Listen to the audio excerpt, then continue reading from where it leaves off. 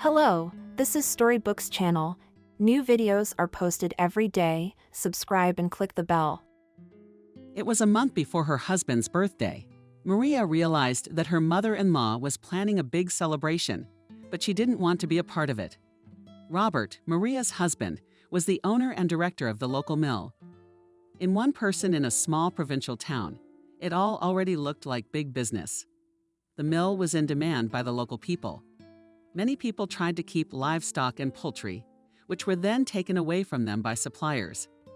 Maria had been living with her husband for 10 years, but in recent years she had increasingly begun to question her choice. Once a young girl from the village, she wanted to marry a city dweller in the hope of leaving her godforsaken village. But the years went by, and Maria began to realize that family life with Robert, she had not succeeded. And it was not that she and her husband still had no children, but the man was never distinguished by a special devotion. After a year, Maria realized her husband was having an affair. So what? Thought the 25-year-old then. He married me anyway, and he comes home to me. But years passed, and Maria realized that her attitude to family life was fundamentally flawed. Maybe that's why we don't have children, Maria sighed. If he loved and appreciated me, he would not have any women on the side. What kind of life is that? My husband almost every day comes home from work, and with packs of lipstick, or from him women's perfume smells. Maria, in the last 3 years, began to think about what would happen if she and her husband divorced. It was a question that kept her on her toes. Maybe I'd meet someone who would love me, she thought, and what I have can really be called a marriage. Everything in our family is defective, starting with a phrase like you, and ending with the desire to cook dinner for her husband. Maria closed her eyes before her. Fragments from her childhood flashed through her mind. Her father, who drank a few drinks at dinner every night. Maria's mother, who worked for the participants and came home from work with no energy. Her legs were beginning to fail. The woman saw 3 cows, in whose yard her mother used to give milk before work and pouring it into jars, which the neighbor took away and took to the city to sell. And that, of course, was not life, sighed the woman. And anyway, why did we need so much? She thought. After all, it was possible for mother and father to leave their participant and to deal with cattle and poultry at home. They all hoped that they would retire and be given a lot of money. In fact, it turned out that despite the long service, both the father and the mother were given the minimum wage. How many daughter ran with them to all kinds of instances? But they couldn't do anything. In the end, Greg, Maria's older brother, who stayed in the village, looked after the parents. For the first few years, Maria came often. But 3 years ago, she went out to work, so now she didn't have as much free time. I'd better go to work, Maria said to herself then. I'm fed up with my mother-in-law and her reproaches. Soon she will start counting every piece of bread I put in my mouth. Maria looked at her watch, but there were 20 minutes left till the end of the break. She got a job as a cashier at a public utility. The pay, of course, was small. But Maria felt independent from her husband. The only friend, and she had Lucy, with whom the girl met by chance. Maria then had just arrived in the city. She had no housing. She found an ad in the newspaper that a room was rented. The landlady was a very nice woman named Lucy. She was 15 years older than Maria. But after Maria's marriage, the women continued to be friends. Hi, Maria. The friend was happy. I haven't heard from you for a long time. How are you doing? Hi, Lucy. Maria replied cheerfully. It's nothing new. I'm just preparing myself for my next challenge. Robert's birthday is in a month, so his mother's having a birthday party. At least we'll have fun, Maria. You've got to take it easy. Lucy, to tell you the truth, I'm sick of him and his mom. You were swearing, Maria. I don't even know why I live with him. He doesn't love me. I don't love him either. He's got tons of women on the side. And I've been telling you for a long time to leave him, and don't even think about it. Seriously, answered Lucy. Men like him never settle down. You know, I do not understand why he needs me. Gardens in the voice at Maria. Already would have filed for divorce, and each of us would have long lived their own lives. How many times we argued with him about it, and he still does not. And a week later he comes again all in lipstick. What kind of life is that? You know, such men keep good wives as an excuse to clear their conscience, replied her friend. Here they say, look, she lives with me. After all, everyone knows that Maria is a good model wife, so I am good. So I do everything right. You see, you're like a protective shield for him. A good woman can't live with a bad man. That's why he needs you. I don't know. There's a lump in my throat. I'm so sick of all this. Why am I so weak? Free.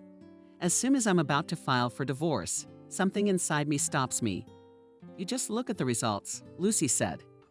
What have you accomplished in 10 years? Nothing. As the great Einstein said, if you do the same thing for years and expect a different result, you're crazy. And he's right. Maria answered quickly, this is just kind of crazy. And I want it to stop. When Maria started renting a room from Lucy, Lucy was going through a very difficult time in her life. Lucy was recently divorced and had been just coming to terms for a few years. Lucy's first husband was a man of glory and arrogance. He devalued his wife for years and made her bow down to him. When Lucy found herself in a deep depression, it began to dawn on her who was the real reason for her unwillingness to live. Her husband so suppressed her will that Lucy even considered suicide. And only by making incredible efforts, Lucy was able to break free from the net of her first husband and freed herself from the psychological rapist in her life.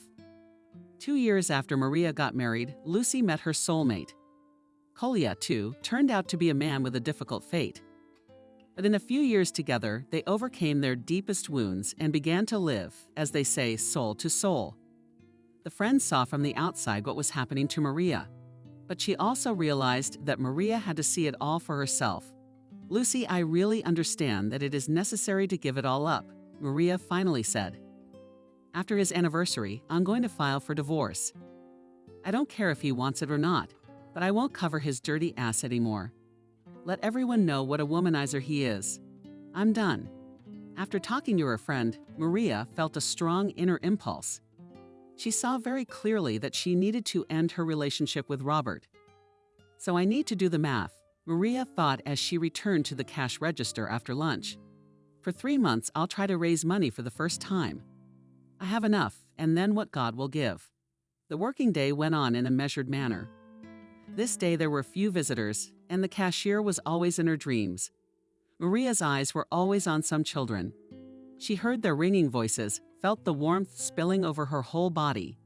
She thought to herself she would like to hold Butuzov in her hands.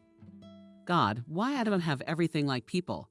But a visitor came and the cashier was distracted from her thoughts. The man paid the utility bill, thanked me, and left.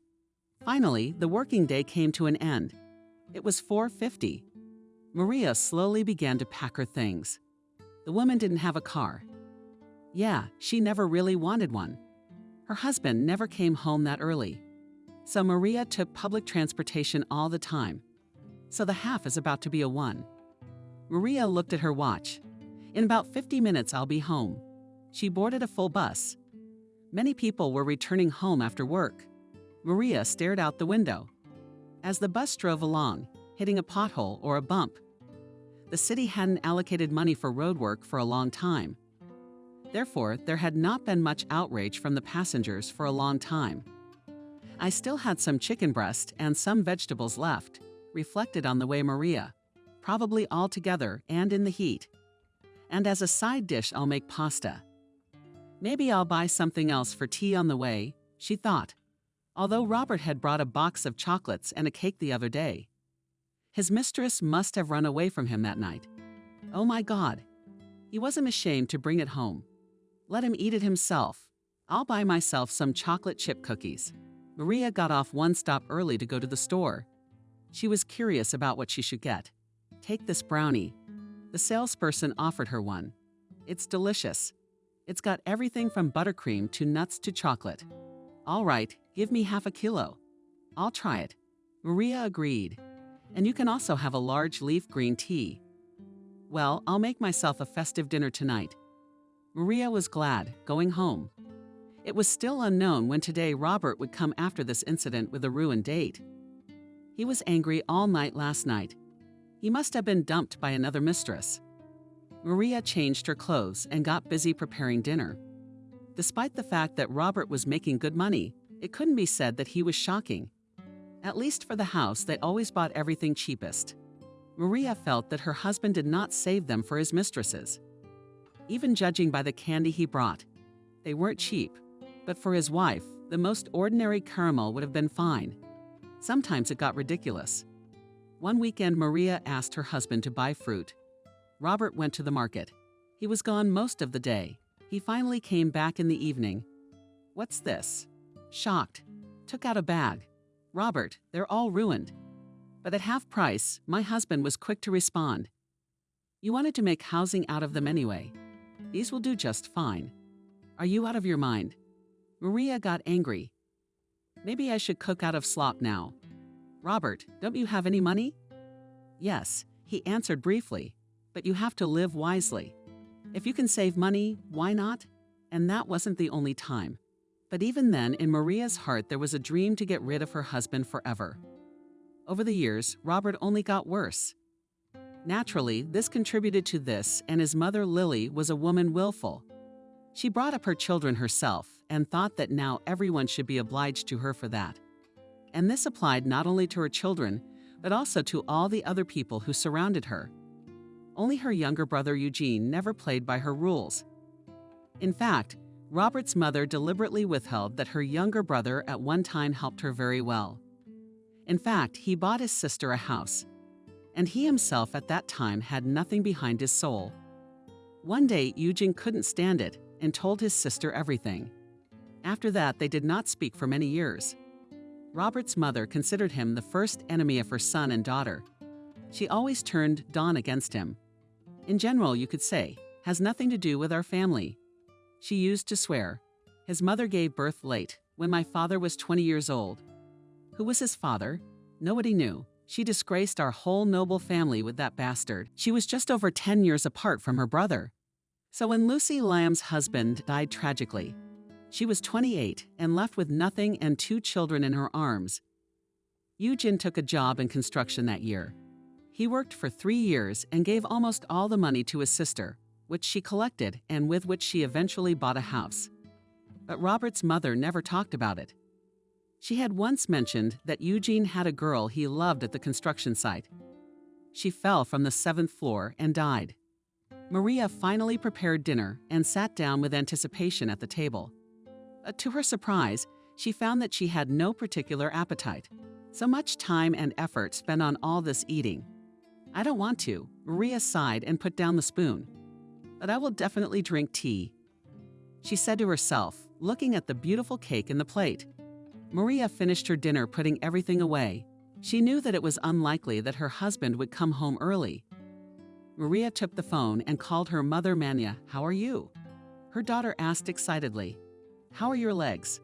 Are you feeling better after the medicine?" "You know, Maria, sometimes it's nothing, and sometimes it just can't walk," sighed the mother. "I don't want to keep cattle or poultry." "Mom, it's high time you gave it all up." Maria supported her. "That you do not have enough money to live? My grandfather and I don't need much," said Wendy. "We all want to help you with Greg." "Yes, my brother has enough livestock of his own." Maria said angrily, "He should start a farm." "Maria, but I feel for you."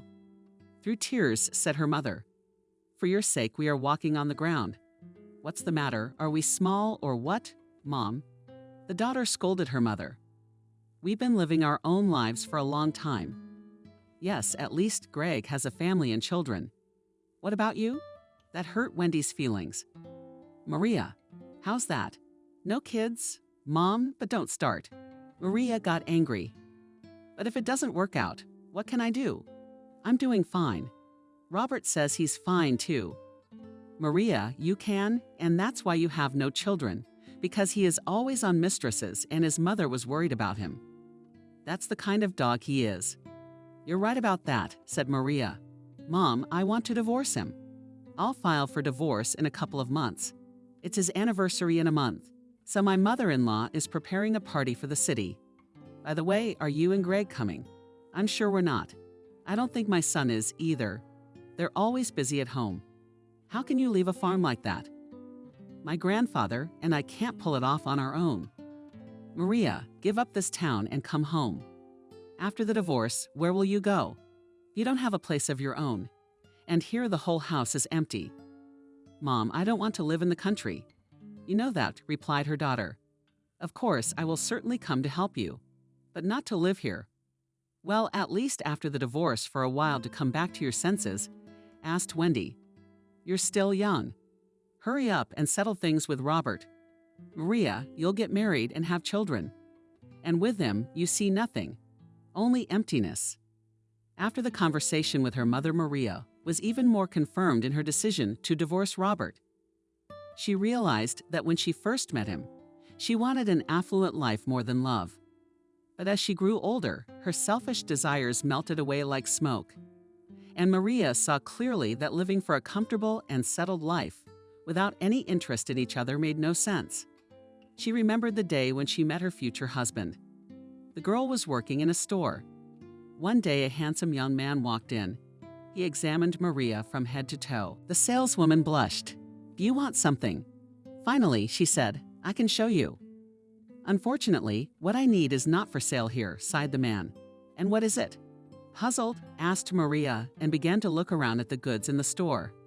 Love, romantically said the stranger. It is impossible to buy such a thing. You can, of course, find a girl who will have such a gift, but only where to find her. Looked the visitor directly into the eyes of the girl, turned around and left. What did he want? Perplexed, thought Maria. What did he want? He likes people like him to get on his nerves. The saleswoman quickly forgot about the strange customer. But to her surprise, a few days later he appeared in their store again. Unfortunately, while you were away, love, so did not bring with a serious look, she pronounced. The man at the top of his voice, he laughed loudly. With joyful eyes looked at Maria. The girl became embarrassed and blushed. Do I like you? Said the young man Robert. He extended his hand to the girl. Maria, shyly, shook that hand she shook. Do you need something else tonight? Yes. Through laughter, he answered. I need a beautiful vase for my mom. Could you pick something out for me? She broke hers the other day and now she's in pain.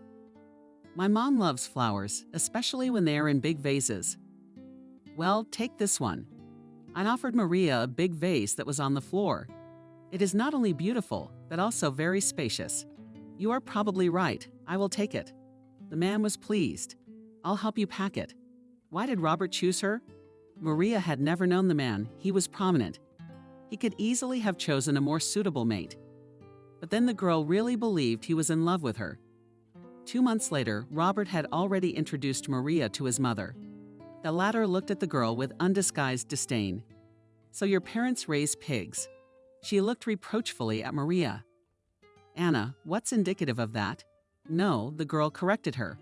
We only have cows and chickens. We don't do pigs. And for me, there is no difference, grudgingly replied Lily. But why else could not understand the behavior of Robert's mother? Maria? They are completely different animals. She smiled. The woman looked at her with contempt. She wanted to say something, but her son intervened. Mom, Maria, and I want to get married this summer. He said, Can we get married in a cafe? Isn't it a little early for a wedding? Are you thinking about it? Mother replied dryly. You don't even know her. And judging by the fact that Maria has no education, it's hard to say what she will make of her in the future. And Robert has an education. Maria asked, surprised. As far as I know, he dropped out of the institute and didn't finish it. But at least he studied there for 3 years. Lily looked at her unhappily. It was enough for him to run his own mill. And your 11 grades are only enough to clean the house. After the first meeting with Robert's mother, Maria felt spat upon. The girl at first wanted to prove that she too was capable of something in life. But after a couple of months, rumors reached her. How did Robert get the mill? Was it true or not? But Maria was told that Lily had once been the mistress of the town administrator. For many years, he had paid her for her services, so to speak. Robert's mother derived a very good income from this liaison. First, she got her son into an institute. Then her daughter graduated from technical school and got married. For the wedding, Lily gave her an apartment in the city. And then, out of nowhere, Robert got a mill. "Robert, where did you get all that money?" People used to ask him. "You never worked anywhere for so many years on your mother's neck." "As if you didn't work," he answered. "I'm not going to go around telling you everything, so it's all earned with sweat and hard work." Once the mill was up and running, even though it was in great demand, Robert used that to his advantage and jacked up the prices right away. Robert had people telling him, "You can't do that. If there was something else in town, we go there. And you take advantage of the fact that you're the only one. And you raise your prices like hell." But the mill owner only smiled back. He wasn't going to lower the price for his services. And neither were the common laborers, who gambled on the mills. He didn't pay much for the sacks. It was about 10 o'clock when Maria heard a click in the lock. Her husband showed up on the doorstep. He was glowing with happiness. He smelled strongly of women's perfume. "Robert, have you no conscience at all?" The wife couldn't bear it.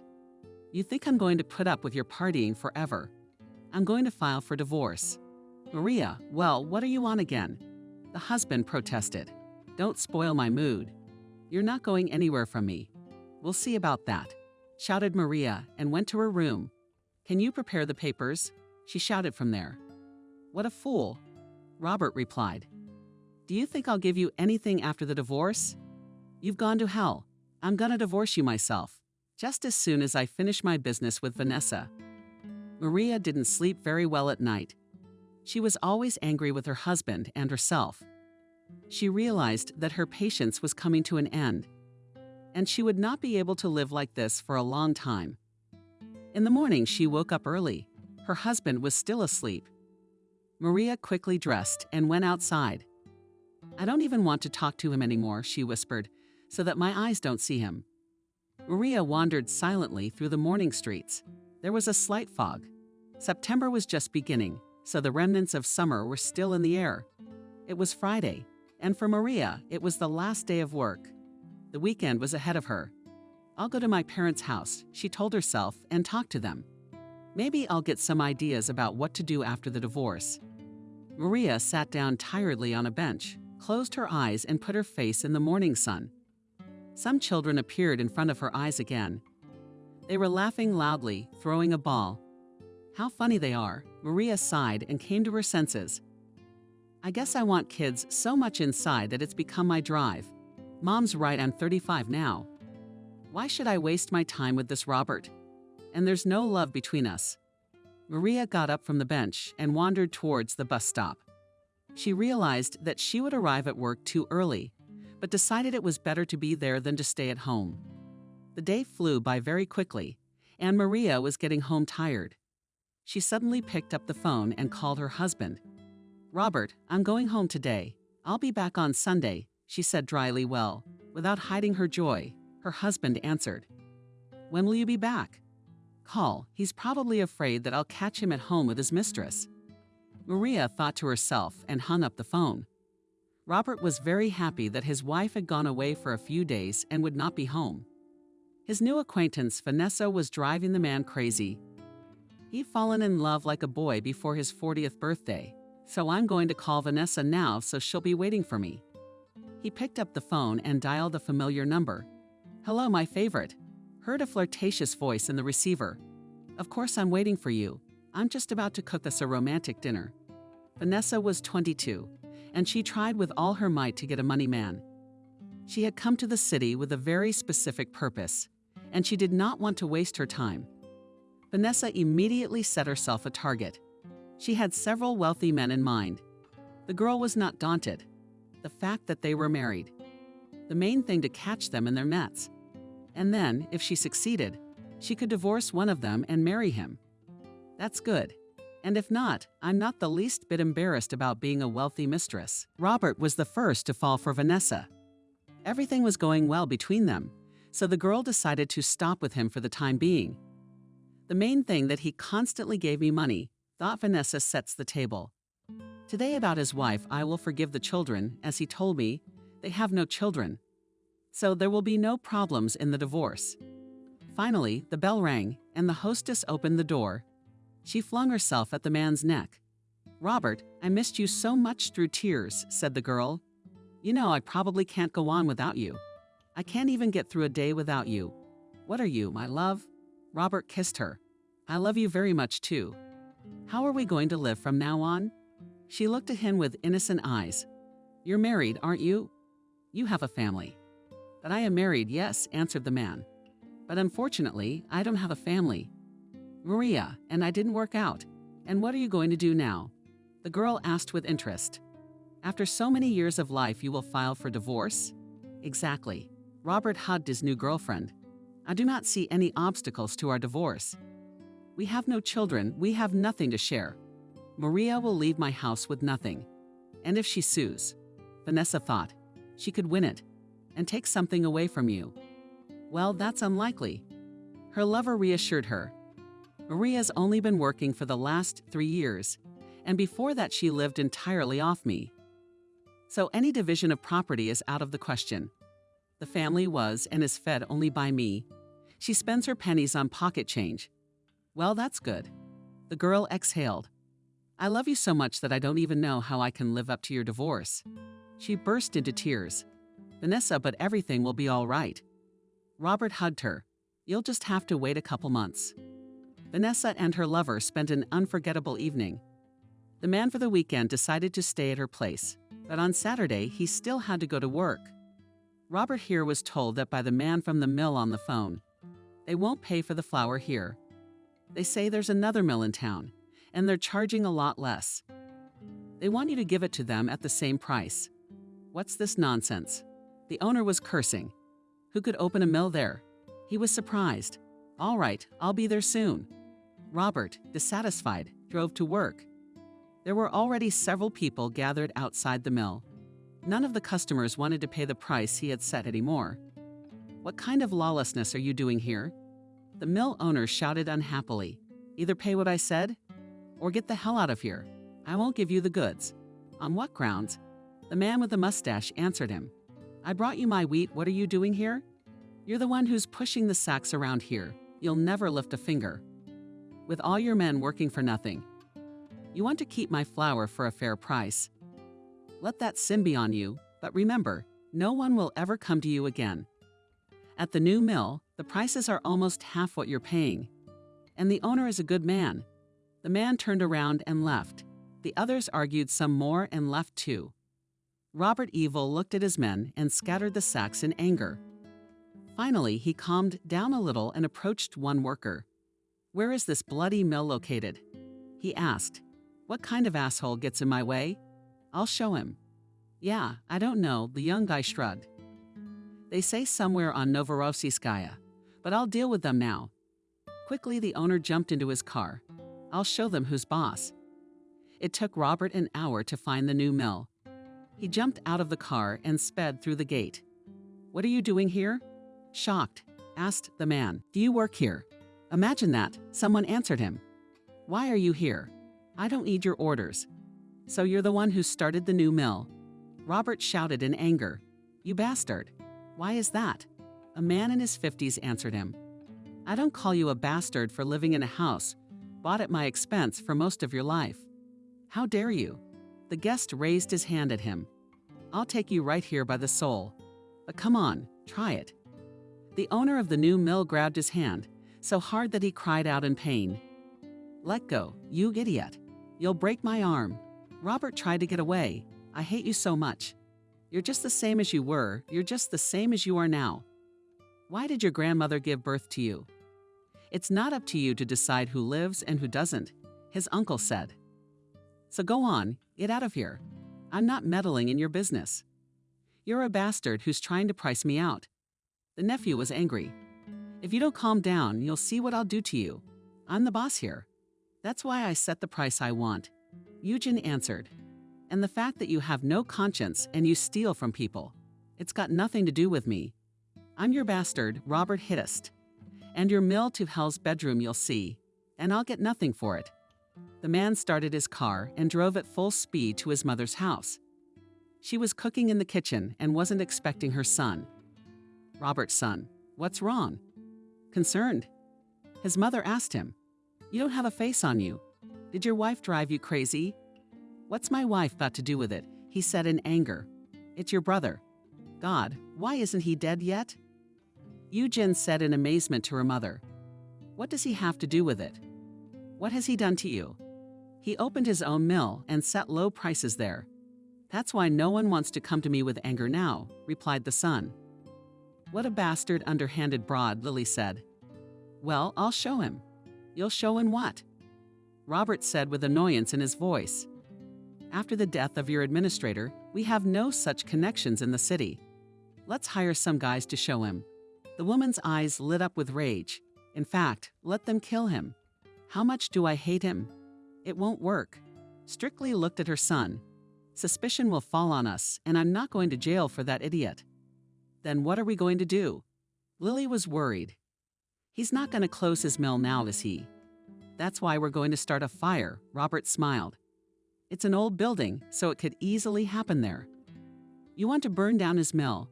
The mother looked at her son in astonishment. Robert, I won't let you do such a thing. But I won't do anything myself, he said, rubbing his hands together. I have a man in mind. He will organize it all. It is necessary to do everything carefully so that we are not suspected. Well, all right, agreed the mother. Just be very careful, or it's true. We'll go to jail for such an idiot. He's not worth it. Robert Lucky went back to his mistress. Images kept flashing in his mind of the new mill going up in flames. The man parked his car and ran into the entryway. Vanessa was already waiting for him. Robert, darling, what happened to your care? She asked the man. You left so abruptly that I didn't even know what to think about.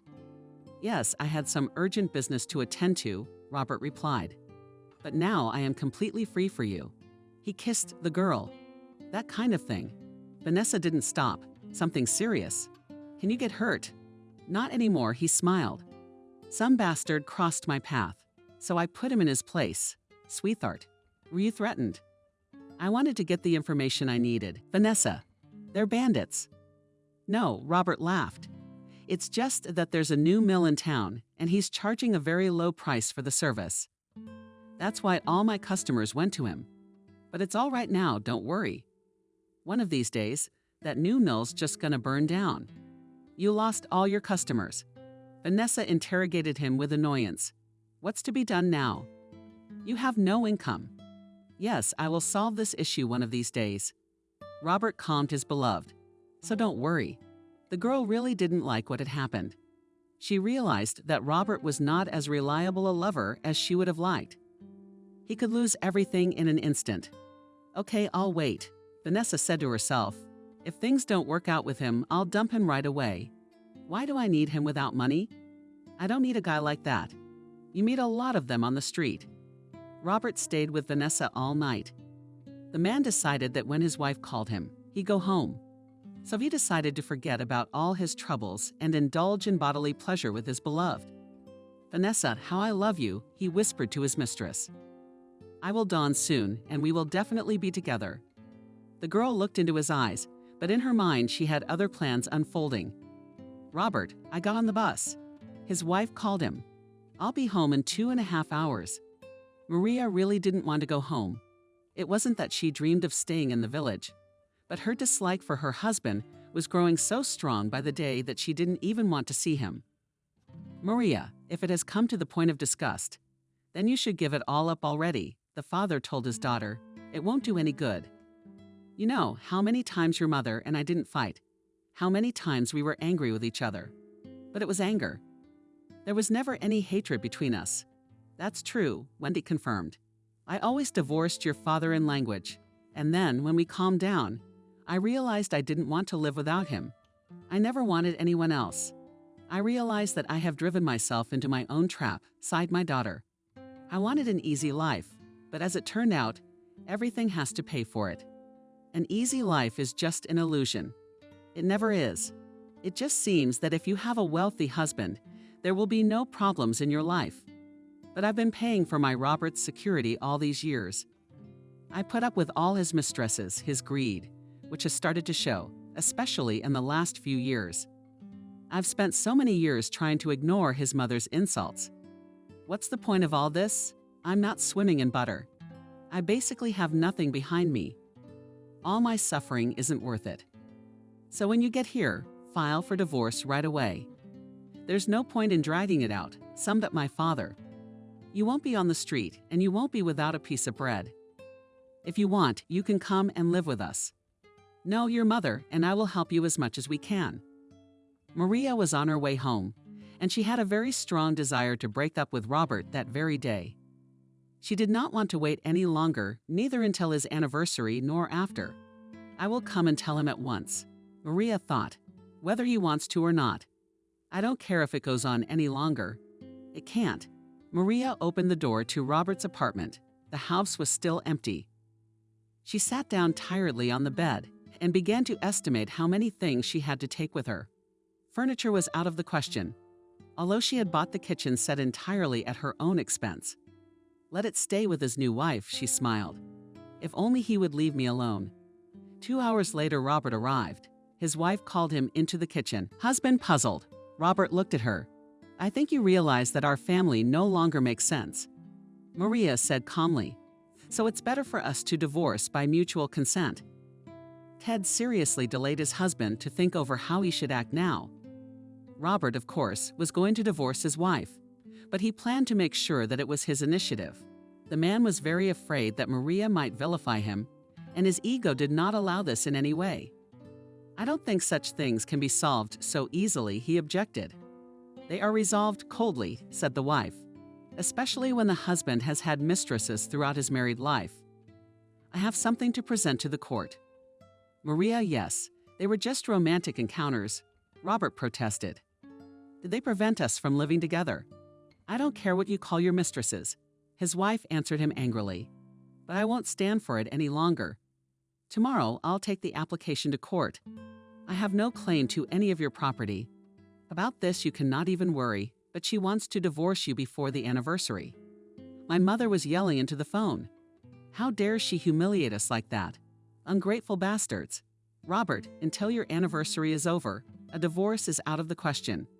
Please ask her to wait. And at your birthday party, I'll give her a party. So she won't even want to stay in town for the embarrassment. Leave it to me. Robert realized that his mother had planned the grand celebration to promote him out of himself, so to speak. And now she could have everything fallen apart. The man approached his wife again. Maria, I beg you to hold off on the divorce until it has passed. My anniversary, the husband said dryly. You know what an embarrassment that would be for us, don't you? No, replied the wife briefly. Let me get what you deserve. Both you and your mother have lived at other people's expense all your lives. I will not wait. I'll take the papers. Tomorrow, Robert was desperate. First, he got in trouble because his uncle had started a new mill.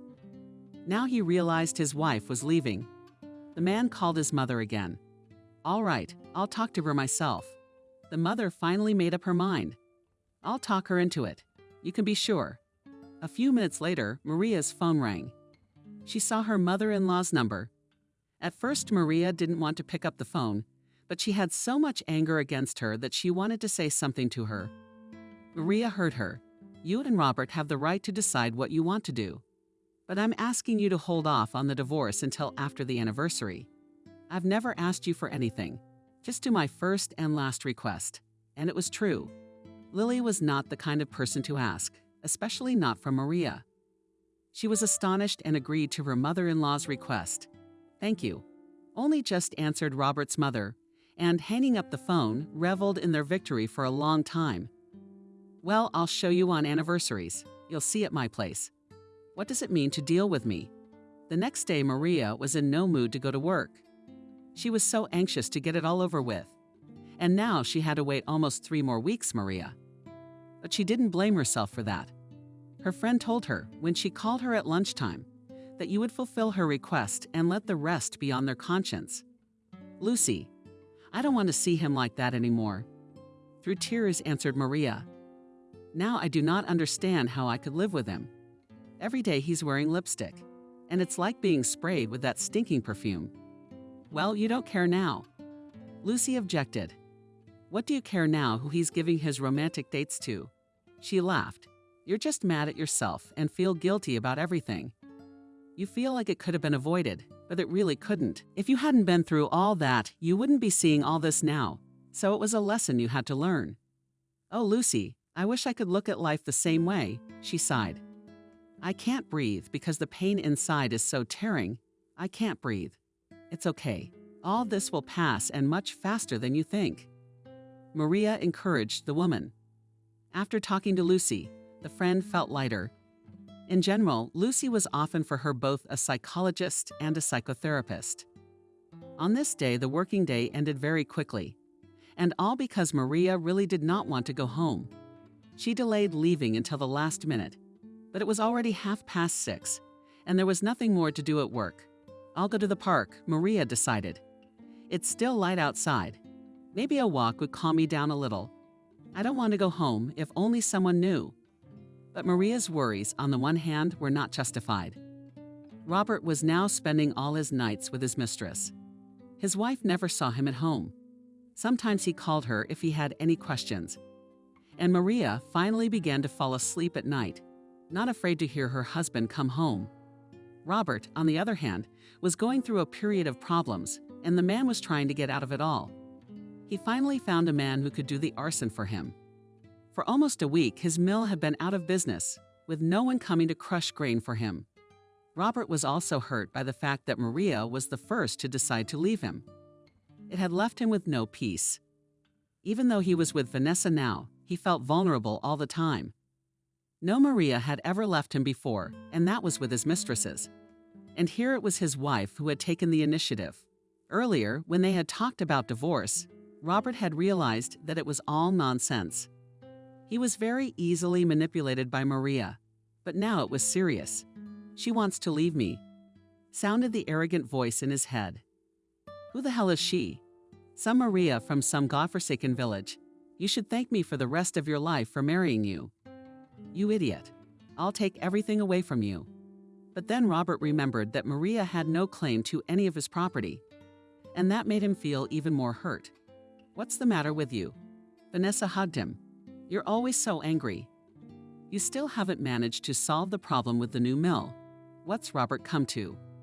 "No, there's nothing wrong with it. I'm just trying to work things out with my wife." "What's the problem?" "She doesn't want to file for divorce." The girl asked curiously. Naturally, such a tidbit to lose. Arrogantly laughed the man. "Yes, she is at my feet, asking me not to leave her. Why are you so wary?"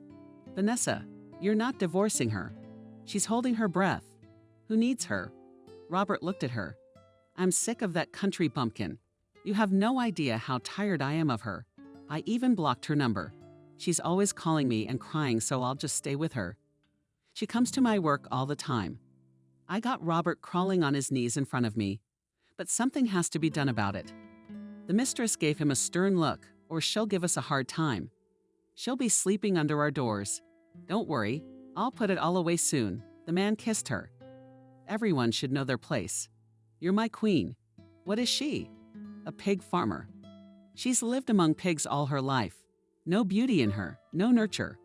Robert, I can't understand why you married her at all. Vanessa asked in amazement.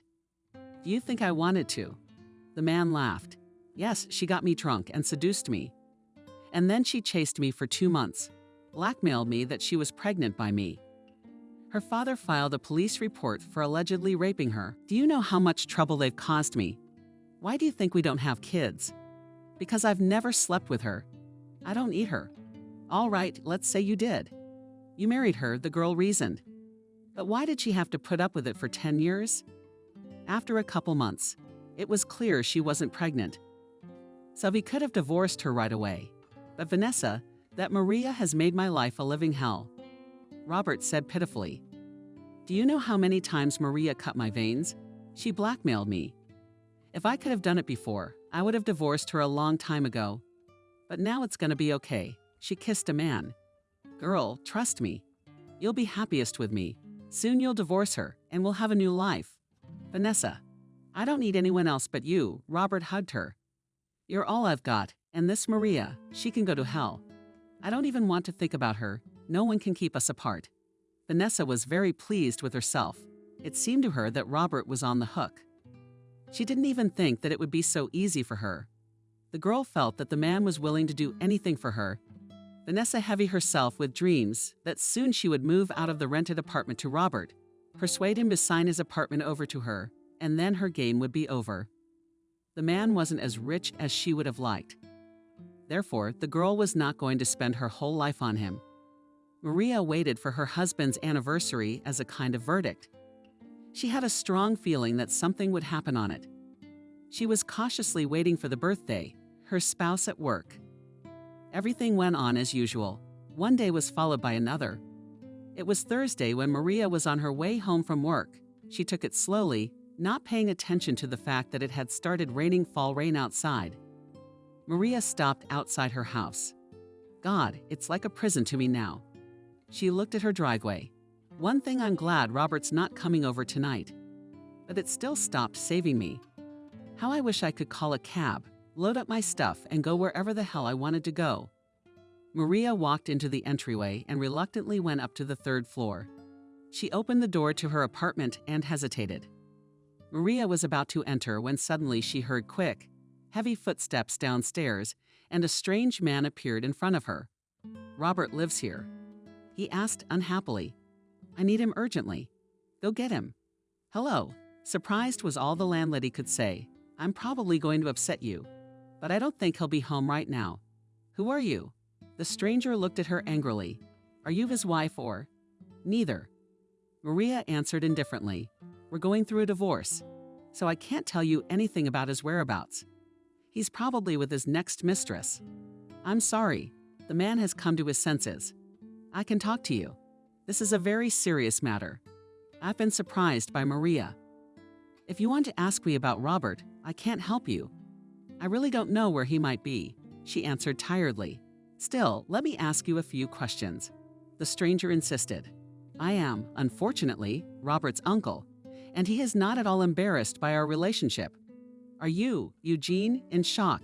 Interrogated the landlady. Well, come in, but I really don't know how to help you. I believe your name is Maria, asked the woman. The man, when he came in. I wasn't at your wedding. In fact, I wasn't invited. I'll be honest with you. I have so much conflicting information about you that I don't even know what to believe, she sighed. Lily never had a good word to say about you. How long have I known her? She hated you all the time, but I don't quite understand why. Because she doesn't have a single reason, sighed the guest, and sat down in the chair offered to Maria.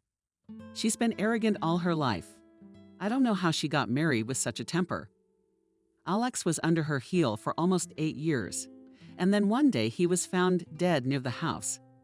To this day, no one knows what happened to him. According to the doctor's conclusion, his heart had stopped Lily. All the juices had drained out of him. She did not let him die. He went to work and had some time off from her. She didn't work anywhere. In fact, you could say her sister married herself off to him. The guy didn't want to marry her. Wow. Maria looked at Eugene in amazement. You can't tell from her. She tells everyone what a difficult life she had, how she raised 2 children by herself. When Alex's husband died, I felt sorry for Robert, I sighed. I was only 18 years old at the time, so I immediately got a job on a construction site instead of Alex. I gave almost all the money I earned to my sister. It was later I found out that in those years she, it turns out, had a sponsor on the side. After her husband died, she quickly buried the director of the forestry, who also brought her money. That's why she hated me. I knew about all her lovers, and she couldn't do anything about it. My sister used the tactic, best defense, offense, and tried with all her might to smear me. Unfortunately, she also turned her children against me, although they both look like her so selfish and inhumane grew up. So the fact that I have no relatives, I have not lost anything. And your mother? Careful. Maria Eugene asked. Was she still alive then? No. With annoyance in his voice, he answered. Mom died shortly before Elk's husband died. Mom was a very nice person. It's not clear who she gave birth to such a monster. Maria sank into her thoughts while her guest drank tea. She realized that everything she had thought about her husband and his mother had not appeared to her. It was all really so, and to expect her to be happy with him was ridiculous. Maria, I didn't want to talk to you to discuss my sister. Eugene finally spoke up. Robert is such an idiot that in his blindness he even went to the crime. Did he kill someone? Shocked, said Maria. I always thought he was a coward. That's because he's a real coward. He wanted to commit arson, answered the guest. Do you understand? I happen to be lucky enough to open a mill on the other side of town. I myself know how people live here, so I set very democratic prices for my work. You need an influx of customers to keep people paying. I first expected to lower the price to the lowest level to attract people, and then I planned to raise the prices by 10%. After all, I need to pay people a salary. No one will work for me for free. So even those increased prices, I was going to set almost twice as low as Robert's mill. He found out there was another mill in town, and he came to me to make his case. They can make idle threats with their tongues. It runs in the family. And tonight my watchman caught one of them. He was going to set fire to my mill. Of course, nobody else wants to do it but Robert and his mother. They don't have much imagination. That's why they decided to get the competition out of the way, so to speak. I haven't filed a police report yet. I wanted to talk to him first, and if he doesn't come to his senses, I won't feel sorry for them anymore. I honestly don't know where he is. After finishing the story, the guests answered the hostess. Robert hasn't slept at home for a week. After I told him that I would file for divorce, his mother asked me to wait until his anniversary. She's going to throw a huge banquet. She is the one who can only self-promote, laughed Eugene. I'd advise you to be careful with them. They are rotten-hearted people. They don't recognize anyone but themselves. Unfortunately, I realized it too late, Maria sighed. Almost 10 years wasted. But nothing is for nothing. The man supported her. You know, at first I was very angry with myself that 3 years as a slave worked for Leica. But then I saw that in this situation I'm right, not her. And whatever she says about me, God knows the truth is on my side. And she'll get what she deserves in due time. All right, I'm sorry to pry into your soul with my problems. You need to sort yourself out. I'll keep an eye on Robert at his mill. It's just that I'm working as a handyman myself. I can't hire many people yet, so I have to work like everyone else. The man thanked Maria for the tea and left the apartment. She looked after him for a long time. Yes, for so many years there were legends about what a scoundrel and a cheat Eugene was. But in fact it turned out to be the opposite. She thought. So it's true about Lily's receptionist's lover too. Having lovers runs in the family. It must have been a rule their mother had instilled in their family. Maria smiled at her thoughts. Maria closed the door and sat down tiredly on the sofa. She had the feeling that she had been deceived for many years. And today she had finally learned the truth. Everything had come to a head. The divorce was already a done deal for her. Nothing else could turn Maria back. She would never have a normal life with Robert. To the woman's surprise, her husband came home that evening. He was looking for some documents. Maria didn't really want to get involved in his affairs, but something prompted her to start talking to him. Your uncle came today. She looked at her husband. He wanted to talk to you. What did he want? Robert asked dismissively. The bastard still came to my house. He caught some man in the night who wanted to set his mill on fire. Coldly pronounced his wife. So he, before he wrote a police report, wanted to talk to you. Robert turned pale. He had been told that everything that needed to be done last night had already been put under the mill, and that all that was left was to throw a match in the right place. How did you catch the shock? Asked the man. He had already been to the police. Terrified, he whispered. I don't think so, replied indifferently. He's got a wife. That's why he was looking for you, to talk to you. Robert stared at his wife. His eyes were running from side to side and sweat was beading on his face. He said nothing more to Maria and ran out of the apartment. What an idiot. The man swore as he got into the car. I'll show you now. He wants to write a police report on me. Robert drove the car toward his uncle's house. It was almost 10 o'clock. When he knocked on his front yard, You bastard, why did you come to see my wife today? He shouted loudly. Did you want to rape her? Or have you two been having a love affair for a long time? Eugene expected everything from his psychotic nephew, but not this. The man looked at him in shock. I ask you, what is it with you and my little one? Why did you come to see her today? The neighbors told me everything.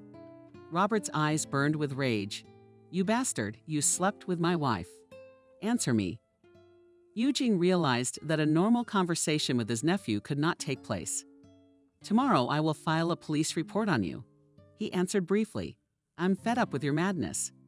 There will be an attempt to set fire to my mill and slander against me and your wife. Eugene went into the yard and closed the gate.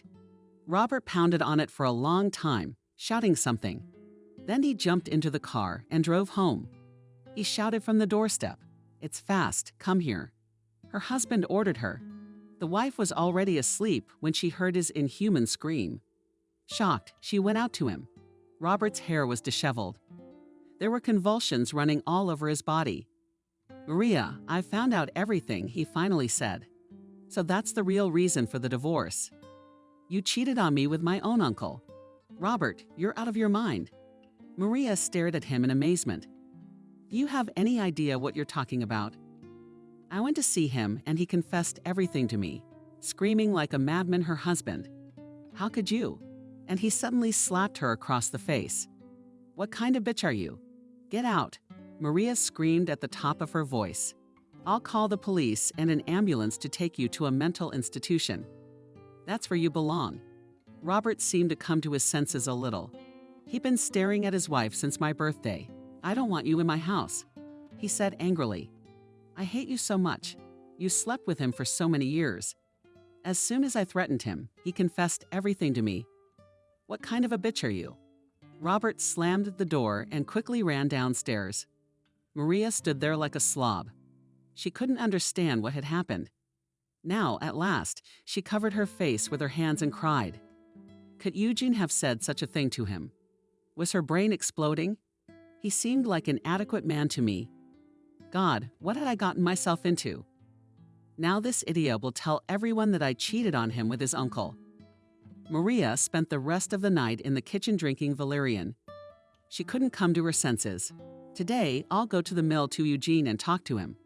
She's made up her mind. Jesus, I don't know what's going on. Who's stupid and who's normal? The next day, Maria barely made it to work. She was pale and could barely stand on her feet. Maria, go home. The boss let her go.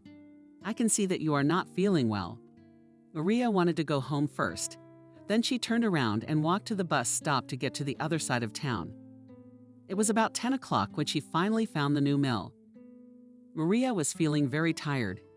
So when she entered the mill grounds, she almost fell down. Are you sick? Some man with a broom picked her up. Let me put you on a chair. Thank you. I'm all right, the guest said quietly. Could you please call Eugene your boss for me? Now wait, answered the guy, and throwing the broom, ran to some tall building. In about 20 minutes, Eugene appeared on the street in his work clothes and covered in shot dust. Maria, the man was surprised. What's wrong? You just don't have a face, Eugene. She began and, unable to stand it, burst into tears. You told Robert yesterday that we were having an affair. He came to me at night, accused me of cheating, said that you confessed everything to him. What kind of nonsense is that? The man was angry. When will all this shit out of my life? He couldn't take it anymore and swore. By God, they're all sick in the head. They're all in the Noof house. He came to see me late last night. Probably after you told him I had him. That asshole was screaming like crazy all over the street. First, that I wanted to rape you. Then that we've been lovers for years. I didn't say anything to him. All I said was I'd go and report him to the police today for attempted arson and slander. And that was it. God, he's really crazy. I could barely pronounce Maria. He threw all the blame on me. Now it turns out he's divorcing me because I cheated on him with you, not because he's had women on the side for 10 years, but because he made up a story about what a mean bitch I turned out to be. I told you they were a family of moral assholes. The man sighed. You should stay away from them. Well, God be with them. Maria, I'm sorry, but I'm starting to worry about you. I realize that you are quite a normal, adequate person. It's a hell of a lot easier to break someone's psyche with this. Wait for me here. I'll be back soon, asked the mill owner. Maria couldn't help it. Tears kept running down her cheeks.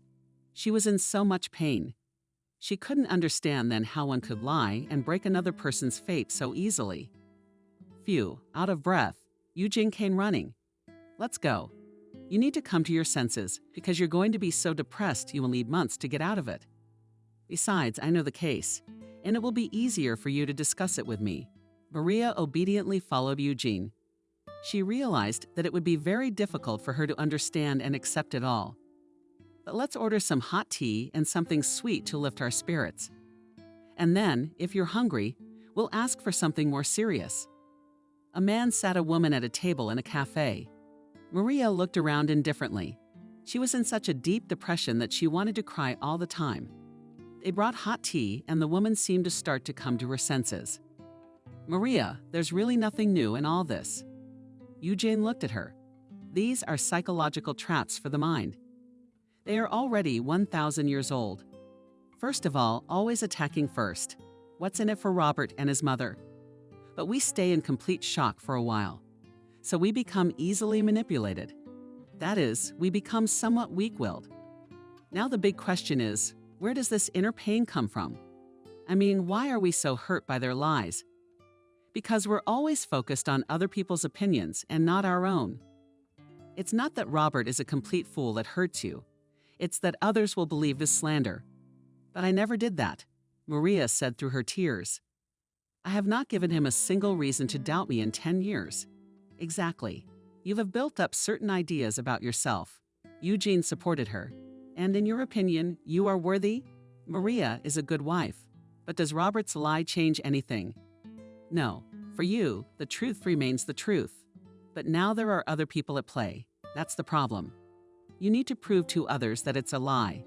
And the more important question is, do we have to prove anything to anyone if we know the truth? No, those who are ready will accept the truth. And those who are not ready will never be able to accept it. No matter what you do. Do you understand? I think so, don't you? Maria's eyes shone. Because whatever Robert says I didn't do, but for some reason I start to act like it's true. I feel ashamed of something I didn't do. I'm afraid that other people will think badly of me. That is the biggest problem with lying. Eugene looked at her. It's not your fault, but for some reason you feel guilty for something you never did. Do you know how much I suffered when my favorite girl died on a construction site? It's one thing for people who work with you to spread gossip, but it's another thing for people closest to you to make it up, and it seems like there's nothing you can do about it. After all, everyone knows that you communicate with them. You trust them and tell them what you do not tell outsiders. And there is an illusion that relatives know not only more, but know all the most mysterious details of your life. That's why you need to trust their information. When Helen crashed, she made up the most unbelievable stories. I struggled with this for years. At first, in her version, I wanted to rape Helen before the wedding. But she didn't want intimacy with me. Then she had another version, that Helen was cheating on me, and I dropped it myself. I just did it so carefully that no one could prove it. I was in so much pain at the time from losing someone I loved. But my sister took advantage of that and tried to break me psychologically. If I had drunk or killed myself then, she would have felt the happiest because it would have proved her superiority, her power. It's the same with Robert. He doesn't care about you at all. All he cares about is that he's always on top. He can never be wrong. That's what my friend Lucy tells me. Maria replied, I understand what you're saying. I just can't put it into the right words. You know, almost all my life I've been fighting with them, trying to prove something to them, the man continued. But all the time I made the same mistake. I thought that these people could ever understand me. Maria, now I can say with absolute certainty that it will never happen. It's simply impossible. They're incapable. They live in their own imaginary world and will never let anyone and anything get them out of there. They will fight everyone to the last, just as long as they don't admit they're wrong. And then what do? Maria reasoned. We have to get on with our lives. There is only one way out, answered Eugene. Let them live their lives. You know how hard it was for me at first not to react to all this nonsense. But I made a great effort. At that time, the movie language became the sharpest knife. It cut me mercilessly. But after a few years, it realized that it no longer had that effect on me. My sister then began to make up even more incredible things. And since it seemed crazy from the outside, a lot of people started to turn away from her. And so a very promising lover left her for her delusions. How mad was she at me then? Of course, she soon had the receptionist on her hook. But still, when I stopped responding to them altogether, my business took off. I had a good income. I was able to buy a mill, which is a very promising business for our town. I wasn't going to compete with Robert. I didn't even know anything about his prices at all. A few days after I opened my business, people started coming to me and telling me how Robert was overcharging and bullying his workers. It all happened by itself. Maria listened attentively to her interlocutor, and her mind became clearer and clearer. It seemed to her that she and Eugene were in some ways alike.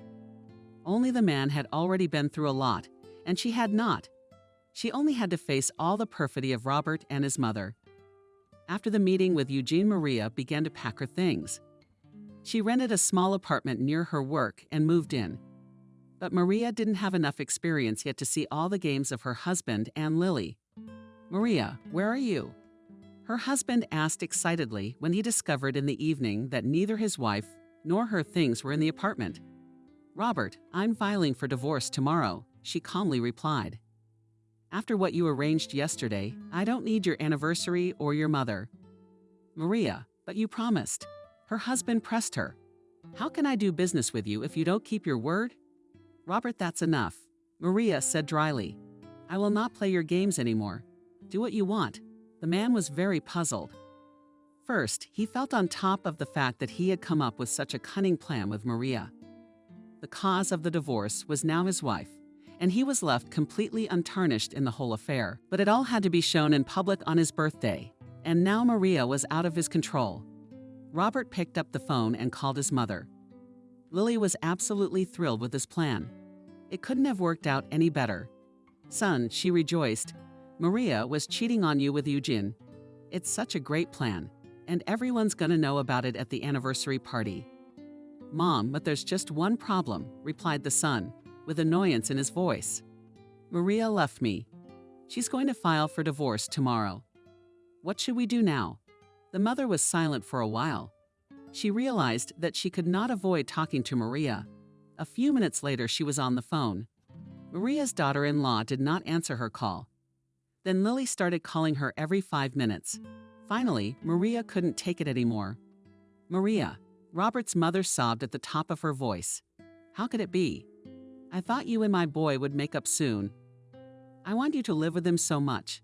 Who needs him but you? In fact, Robert's been crying all day today because you left him." "I'm not going back to him," Maria said coldly, "so don't waste your time." "Maria, I really beg you, please don't leave us at the anniversary," stammering with tears, said Lily. "Please do what you want after Robert's birthday, but don't leave us for the anniversary after he accused me of cheating on him." "Cheating with his own uncle. I won't go for it." Maria said no. "So you're on your own, Maria. But you're an adult, Maria," like a snake whispered mother-in-law. "But if you won't be at the anniversary, everyone will think it's true.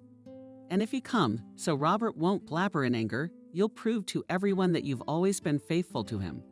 You're a good wife." Maria didn't understand why. But she agreed again. Lily's arguments were so obvious that she just gave up. "All right," Maria finally said. "I will come to the anniversary as Robert's wife, and that will be my last role. But I'm not going back to my husband's apartment." "Maria, my dear, thank you." Robert's mother was filled with gratitude. "I promise you that my son will not persecute you anymore. The main thing is that you will be present at his anniversary as his wife. And then you can file for divorce." Maria felt threatened again after talking to her mother-in-law. She called Eugene, who had left her his phone number today. "Maria, I wouldn't do that if I were you," he replied excitedly. "But on the other hand, maybe for people like them it will be the last chance. In any case, if you feel you are in trouble, or if you don't even have anyone to talk to, call. Anything I can do to help." Robert's anniversary was just days away. Maria had calmed down a bit by then. She was living in a rented apartment, and her confidence was slowly returning. The day before the anniversary, she received a phone call from Robert. "Hi, Maria." He greeted his wife in a gentle voice. "Are you ready? I cannot without you." Her husband laughed out loud. "I'll pick you up tomorrow." "Give me your address then. Robert will meet at the restaurant." Indifferently, the wife replied, "You don't have to meet me. I'll drive myself." "All right," agreed the man. "What time should I expect you?" "Let's make it 7:30. Robert could hardly control himself. He had so much on his plate lately that he could hardly cope with it all. His mill, you might say, was almost up. After Eugene found out about the arson, Robert took no more risks to his delight. Luckily for him, his uncle never filed a report on him. Money was running out very quickly, and he was struggling to make ends meet to give Vanessa anything. The last one was starting to weaken on him. It wasn't a big problem for Robert. The man wasn't stupid. He knew how to play with women like that, but the game had to be according to his rules. Naturally, he promised the girl Golden Mountains, like all her predecessor. But he always gave his mistresses a little money only for pocket money. "Vanessa, we are now engaged in a reorganization of our mill," he said. "Girls, so you'll have to be patient for about 6 months. And then we'll have very good earnings, and we'll buy you a car right away. Robert, there's no question about it. Vanessa, of course, I love you so much and I'll wait for you. But my favorite everything will be fine," answered the man and kissed her.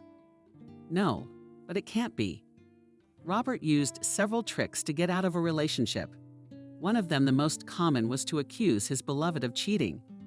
The man usually presented some kind of irrefutable evidence. He'd also used this method on his wife. The mistress then tried for some time to prove her innocence. But Robert always remained adamant. "The only thing I can't forgive," he always told his new mistress, "was betrayal." His conscience never nodded him. That his own rule he was always breaking. It's all about others obeying the law he's laid down. That's why this trick worked very well. That's how he discovered most of his mistresses. For some are more vain and arrogant. He used the story of illness or situations where he was losing everything.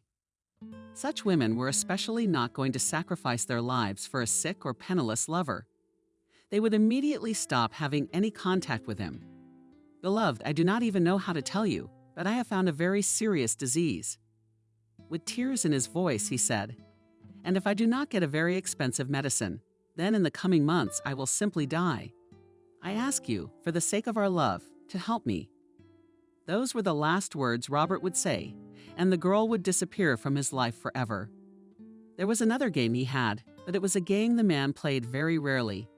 Such girls on his way did not come across so often. Robert would just start stalking the girl. He kept blackmailing her that he would kill himself, that he couldn't live without her. It usually worked well with those who especially didn't want a family or a serious relationship. Such girls loved bodily pleasures and money, but they didn't want to take responsibility for them.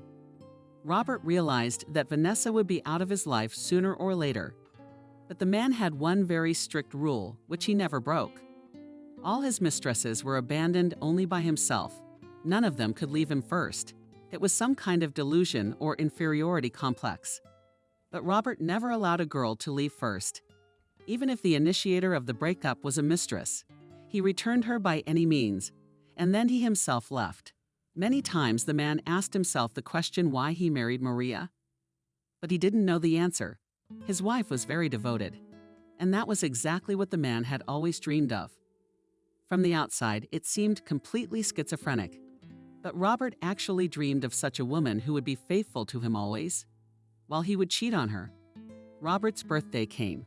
Maria had been walking around with no mood since morning. It was Saturday, and she was idle. First here and there, not even wanting to look at her closet. Maria closed the chief, and actually would like to come there in a house robe, congratulate Robert, and leave. But that's not going to work. I'd have to stay there for at least 3 hours. Maria tried to watch TV, but all her attention was absorbed by the upcoming holiday. She picked up the phone. "Oh, Lucy, I have a bad feeling," Maria complained to her friend. "If you only knew how much I don't want to go there." "Maria, but this is your last fight. It's always the hardest." Her friend backed her up. After this, you'll never see them again, and you'll have a new life. You think with doubt in your voice, she said. They've got me so brainwashed that I don't believe in anything anymore, Maria sighed. I never thought I would want this day to vanish so badly. You just have to set your mind to it. No matter what happens, you're ready to learn your lesson. Tune Maria Lucy out, no matter what they do. You're going to get through this, and there will finally be a white streak in your life. God never gives a trial unless a person is ready for it. And that means no matter what happens. You ready for this? Break a leg, as they say. You're going to give me a coven after this. Make sure you call me. Talking to Lucy had given the woman some confidence. She sat on the couch and thought about her words. Which means I'm actually willing to go through with this, she said loudly. No matter what happens, I will definitely make it through. Maria put on her weekend blue dress, let her hair down, and applied light makeup. She was beautiful. Maria didn't bother hiding her hair under a hat. She just threw her coat hood over her head. She didn't want to drag herself across town on public transportation and hailed a cab. But with God, she said to herself, and dictated to the cab driver the address of her destination. Her husband was waiting for her outside the restaurant. It was obvious that he was very worried. Robert immediately ran up to his wife and helped her out of the cab. Maria, we need to stick together today instead of saying hello, he said. Whatever it is, Robert, happy birthday, she said with a smile. May the gift for you be that I came here at all, and that's the best gift for me. Quickly her husband answered her. Well, let me take you under my arm. We should enter the restaurant together. Maria felt her husband's hand touching her. The woman was immediately knocked upside down. Abdullah was cold. Her whole body began to tremble. Maria, are you afraid? Robert looked at her in surprise. What are you doing? Everything will be fine. He patted her hand. Maria didn't answer anything. She did not fully understand what was happening to her. She really wanted to break free and run away. When the couple entered, Lily immediately ran up to them. She was playing the role of loving and caring mother-in-law. Maria, Robert, come on in. We'll be starting soon. She greeted the children. Maria looked around. The anniversary had indeed been planned in a big way. Half of the tables were already occupied. Judging by the way people were dressed, most of them were, by the standards of a provincial town, quite wealthy or middle class, so to speak. She tried to estimate in her mind, and she got 50 people. And where did she get so much money? The daughter-in-law thought to herself, as long as I've known her. She was always whining that she didn't even have enough money for a piece of bread. Lily was going to be 60 years old this year, but despite her age, she remained a woman, prominent. Eugene was nothing like her. Not that the man wasn't handsome. It's just that his sister was short, dark-haired, and good-looking. His brother, on the other hand, was a tall, skinny blonde with dark blue eyes. Lily paced back and forth, showing off her slender figure and a few gold rings on her fingers, which she deliberately adjusted every now and then. Probably gifts from her former lovers, a thought quickly ran through Maria's mind. Finally, by 7 o'clock, everyone had gathered and the anniversary began. The festive program was led by a special team. Every now and then they brought a microphone to someone and let the person speak. Dear Robert, one of the guests stood up. I don't even know what words I can use to express my gratitude to fate for the fact that one day you were met by the hired Lily. The actor sang dithyrambs to the birthday boy for half an hour. Finally, he recited by heart the entire text that Robert's mother had prepared for him, and wiping in sweat from his face the fatigue. Everything was going well. The people were having fun. Maria drank a little wine and inner tension, torturing her neck all this time, let go a little. She ate. An hour and a half passed and Maria wanted to get up and leave. Suddenly, Lily took the microphone in her hands. Dear friends, she began. I thank you all from the bottom of my heart. I really do have a wonderful son. And the words that we heard today say that all the trials, all the hardships that I went through in my life were not in vain. I put so much effort into my boy, and everyone who knows him can call him a man with a capital letter. And as a mother, I'm very happy. But there is one circumstance that overshadows not only my son, but also me. Unfortunately, Maria, my daughter-in-law, could not appreciate what my son did for her. She played with my boy for almost 10 years. I'm sorry, but I can't take it anymore.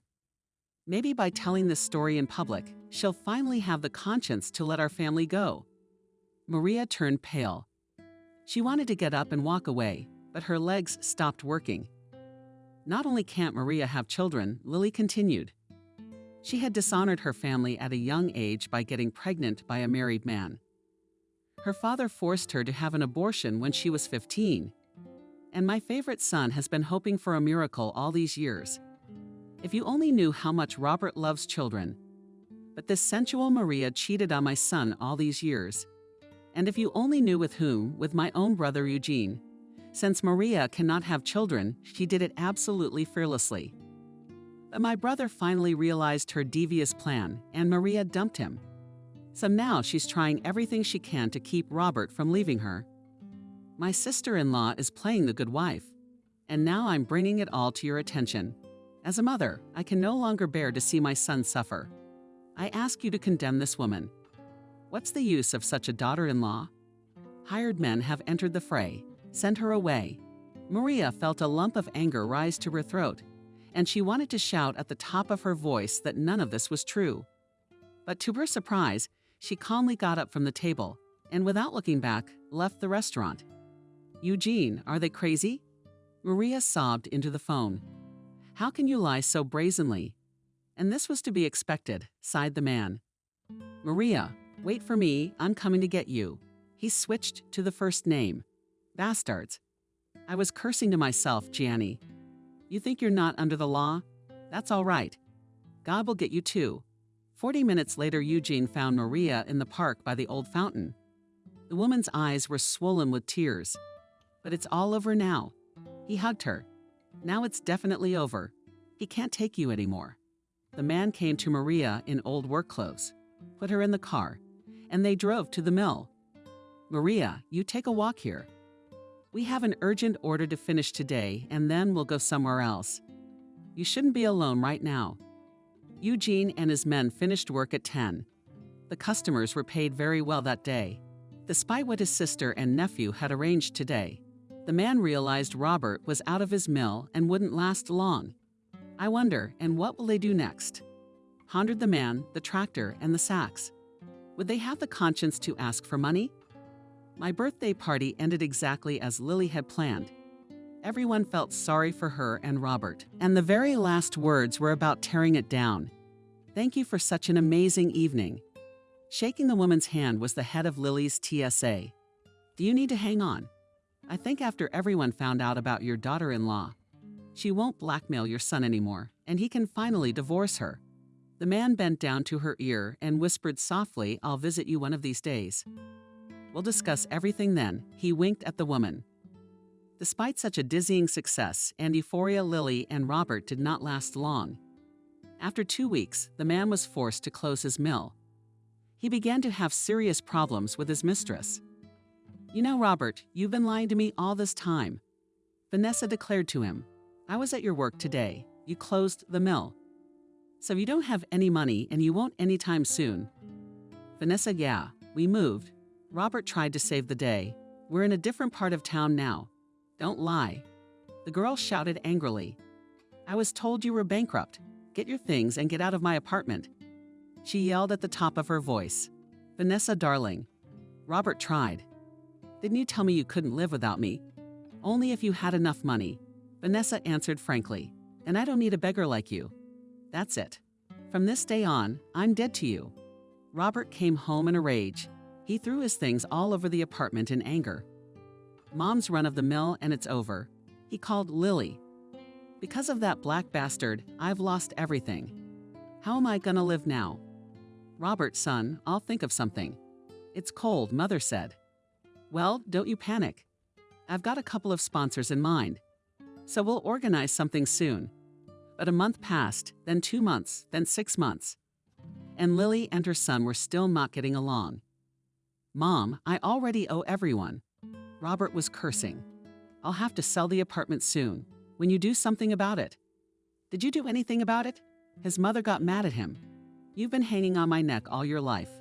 See, I can't do anything either. That damn director, and you're so greedy? Not a penny to me. I'm trying my best to give the co-owner of the gas station a break. But he only gives me pocket money. Maybe you should ask Eugene for money. My son suggested it. You'll cry, he'll forgive you and give you money. I heard his mill's so big, he's making a lot of money. That's out of the question. I'm not going to ask that bastard for anything. It's beneath me to bribe him. But 3 months later, when she and her son were left afloat without any means of subsistence, Lily made a pained face and drove to her younger brother's house. But I'll show you now. She scolded to herself. My son is bankrupt because of you, so you'll pay him back every penny. The cab stopped outside the big house. Lily pressed the bell. Who is it? A familiar voice sounded and the woman shuddered. I'll be right there. About 5 minutes later, Maria came out into the street. She was holding her big belly with her hands. You're in shock. Her ex-mother-in-law looked at her. What are you doing here? I live here. Maria laughed. What brings you here? Do you want your husband? My wife for you. Favorite relatives are here, she joked. Lily was completely defeated, and she realized it. But an inner impulse compelled her to fight to the end. Eugene, she threw herself, with tears in her eyes, on her brother's neck. My beloved brother. But let's not make a scene. Eugene took her hands away. You must be in a bad way. If you overcame your pride and came to me, Eugene, I'm so sick, continued to play comedy. Sister, I don't have long left. For everything, I'm sorry. I'm just now starting to realize what I've done. Please, I'm sorry. I wish I hadn't died with such a heavy burden. God will forgive, shortly replied the brother. Goodbye, Lily. Now forever. Coldly, he said. Will you leave me in distress? Lily burst into tears. I'm in such hellish pain. I need expensive medicine. Yes. Eugene turned around and looked at his sister one last time. Let your son treat you. He closed the door and went into the house. After Lily embarrassed her sister-in-law at the birthday party, Maria somehow waited until the end of the workday, and she and Eugene went to his house. The time was already late. The cafes were closed. Maria, if you want, you can stay at my place after dinner. If not, I'll take you home and pay for a cab, the man offered. Eugene, thank you for everything. But I need some time to myself, Maria answered alone. I have to cry until all this pain and tears go away. You've done so much for me already. I understand you, sighed the man. Unfortunately, people like that have no brakes. They think they can say anything they want and nothing will happen to them. You know, I've watched this phenomenon so many times, and I've realized that they believe what they say. They simply have no other choice. If they don't believe all this nonsense, it means only one thing to them, that they are lying. And that is a claim to their perfection. They can't allow that. So they have to believe their own nonsense. It doesn't matter if they look crazy to others. You know, it's the first time I meet such people, or at least in such extreme degree. While drinking hot tea, Maria said, They seem to be normal people on the outside, and you expect them to act adequately. And when it doesn't happen, you can't figure out what's wrong. That's the hardest part for me. It turns out that not all people are good and kind. There are some who willfully want to destroy you, and for no reason at all. But what have I done to them? There's no reason for Robert or his mother to treat me like this, as I told you. Eugene looked at her. There's only one way to leave them alone, and not to get involved with them in any way. You need to learn to just ignore them. They are nothing. They're just nothing. But they're very sensitive about it. How can anyone not validate their importance? They're not important. They're no different from you or me. So always presenting them as nothing, let them make up whatever they want. With their sick imaginations, you can make up anything. You just know that they mean nothing to you. After that day, Eugene started calling Maria every day. They had common topics of conversation. In fact, it seemed to Maria that Eugene had just saved her. There was some truth in that. He showed her what she had not wanted to notice before. After a few months, Genia and Maria became good friends. They sometimes went to cafes and constantly discussed things at work. Maria was very easy with Genia. 2 more months passed, and she began to feel that her new acquaintance was not just a friend for her. Maria immediately panicked. You see, as Eugene once said, I'm 50 years old. And after Lena was gone, I never looked at any woman again. I wasn't really interested in anyone. I even thought I'd die a bachelor, but you changed everything. I need you. Eugene, trying to keep it together. Maria, you're my best friend. I'll be honest with you. I feel something more for you, but I'm afraid. Then we'll just have to wait. The man looked her in the eye, and that's something we both know how to do. But the waiting didn't last long. 2 weeks later, Maria told Eugene, and they signed right away. Their wedding was more like a friend's dinner that the lovers organized for their people at the mill. Not 2 months later, Maria realized she was pregnant. Eugene, it's just some kind of miracle. The woman couldn't believe the news. God, I've waited so many years for this. Well, it won't be the last. Her husband kissed her. I'm still going strong. So we'll plan for at least 2. But I'd like a 3rd. You let me at least this one, laughed the wife. You know, as I fear, everything will be fine. Beloved, hugged her husband. My darling, how happy am I? After his sister came to Eugene, it was as if the last thin thread had broken and no longer with Maria. Business was booming. The owner of the mill opened 2 new shops for the production of fodder. He had good people working for him, and he did not insult them with wages. The first child Maria gave birth to was a boy. After him immediately Weather and came in a girl. Then the couple had a 2-year break, and their twins, 2 mischievous hooligans, were born. Maria, you even outdid me. Laughing at your sister brother. You probably waited until you were almost 36 years old to set records. We're Estonian, and we gave birth to 3. And you and Eugene are just like pies to find them. I'm not surprised your twins won't be the last. That's good, his father said.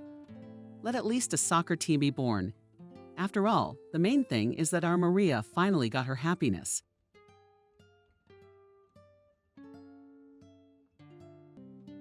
Subscribe and click the bell.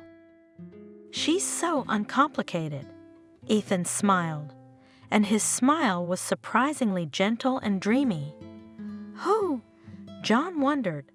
They were in a nightclub, but the loud music didn't stop them from talking. Separate rooms with excellent noise insulation were provided for solvent clients. The guys were not just solvent clients, but also regular and very generous with tips. Therefore, this small but very cozy office with panoramic windows and a mirror ceiling was, you could say, assigned to them. So who's the uncomplicated one? Ethan snapped out of his dreamy reverie and for some reason whispered, Slaga, she is such a... Listen, I honestly haven't met anyone like her. Her father owns a tire shop, a businessman, a hard worker, and the girl is not spoiled by life at all. I asked her where she likes to vacation. So she told me, you know what she said? You won't believe it. She says that at the cottage father says fishing, and they then from this fish caught, food cooked, fry it, and with boiled potatoes eat and soup still. Liar. John stared at me. You're a fool. She's playing a joke on you, and you believe it. What kind of girl would have fun like that, as if she's already retired? That's ridiculous. No, wait, I see what's going on. Where's their summer house? Did you ask? Maybe in Cyprus, maybe. No. It's just a little tree, 40 miles out of town, inherited from my grandparents. And that's where he and his daddy have their place of power. They go fishing, pick mushrooms, berries. Listen, she can make jam, and she dries mushrooms and pickles them. What a great girl. She says she starts her mornings with exercise and douses herself with cold water to avoid getting sick. No, but have you ever seen such girls? Not in the movies, but for real. Everybody else has a fitness center and a personal trainer and a healthy diet, and she's exercising in cold water. Aha! And fried fish and chips, plus jam. You're looking for exotic, aren't you? John asked me glumly.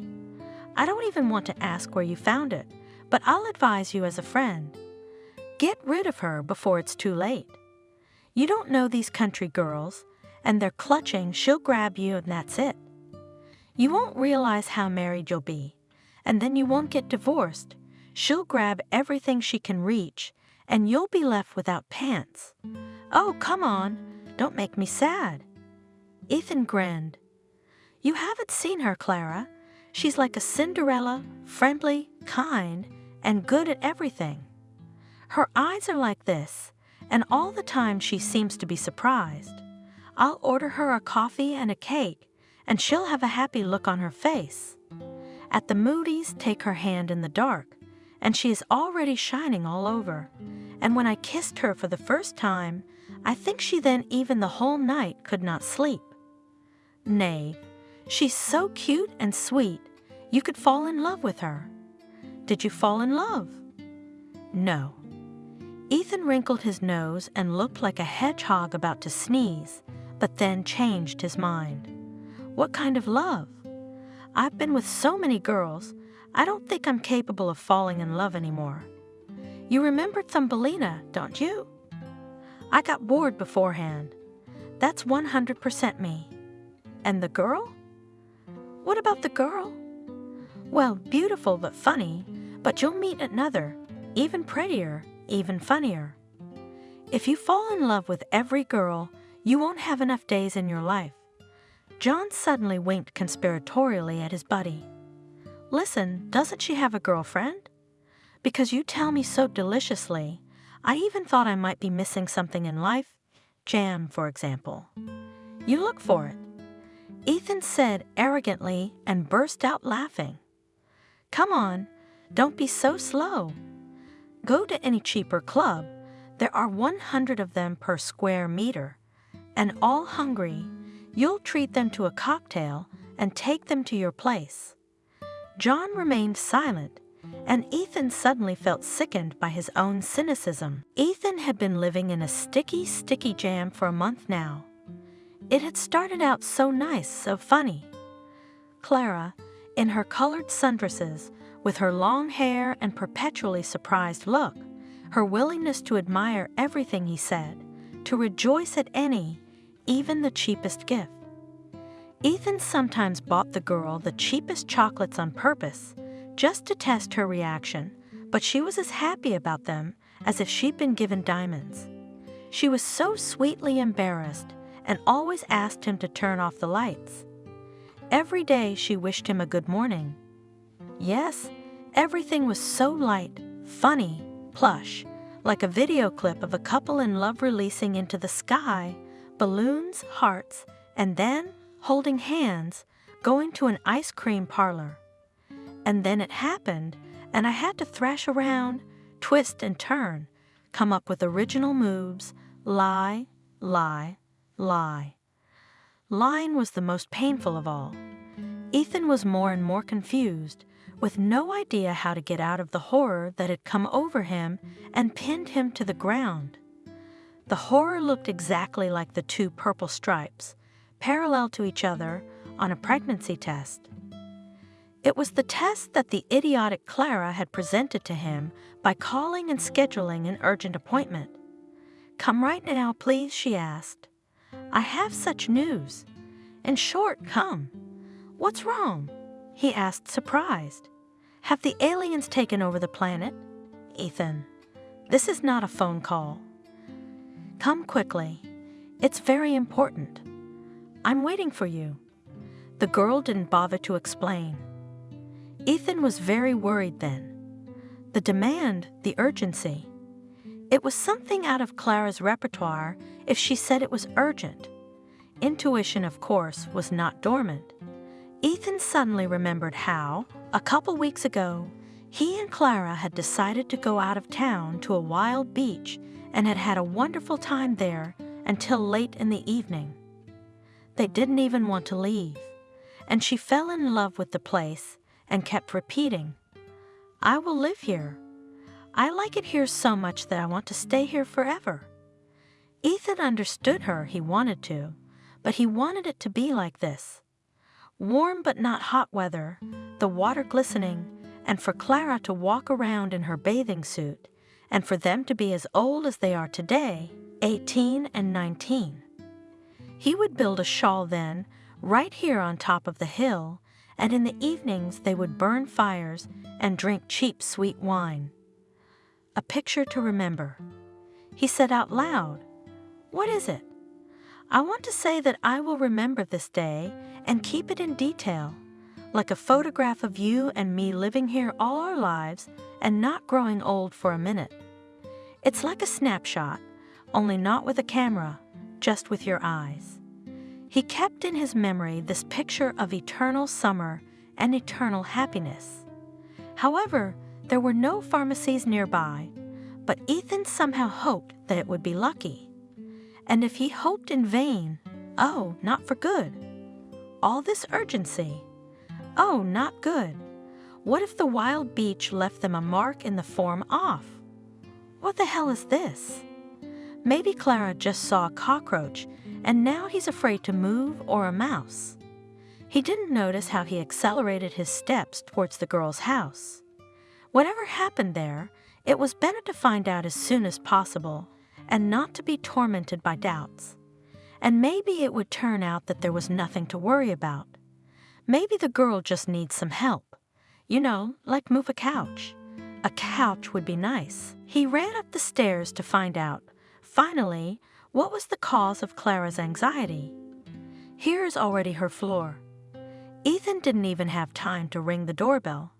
But Slaga jumped out into the entryway in a bathrobe, clutching in her fist a strip of paper with 2 dashes on it. Ethan tried hard not to think about where the test had been before it was picked up. "Look, look!" The girl shrieked, smiling so contentedly that Ethan immediately wanted to run away. Of course, Clara, with her usual stupidity, didn't notice anything and kept shoving the object of her idiotic pride under his nose. Well, what to do now? I wonder what kind of reaction she expects. That he, too, would jump with delight, pick her up in his arms and start twirling her around? Or fall to his knees and start kissing her still flat belly like in the movies? Yeah, a bad movie. "Ethan, what's wrong with you?" "Is that your face? You're not happy." She finally figured it out. "I should be happy. But are you happy? It's our baby, yours and mine. Isn't it great?" "Yours is." Ethan blurted out the first thing that came to his mind. But as for me, that's a moot point. He knew he was saying a nasty, insulting thing. He knew that Clara didn't deserve them, but he was saying them, and now, at this very moment, he wanted them to be true. "How do I know? Maybe I wasn't your only one. You didn't swear fidelity to me, did you? Maybe you were seeing someone else at the same time. I wouldn't be surprised at all. How? How? Why? Because.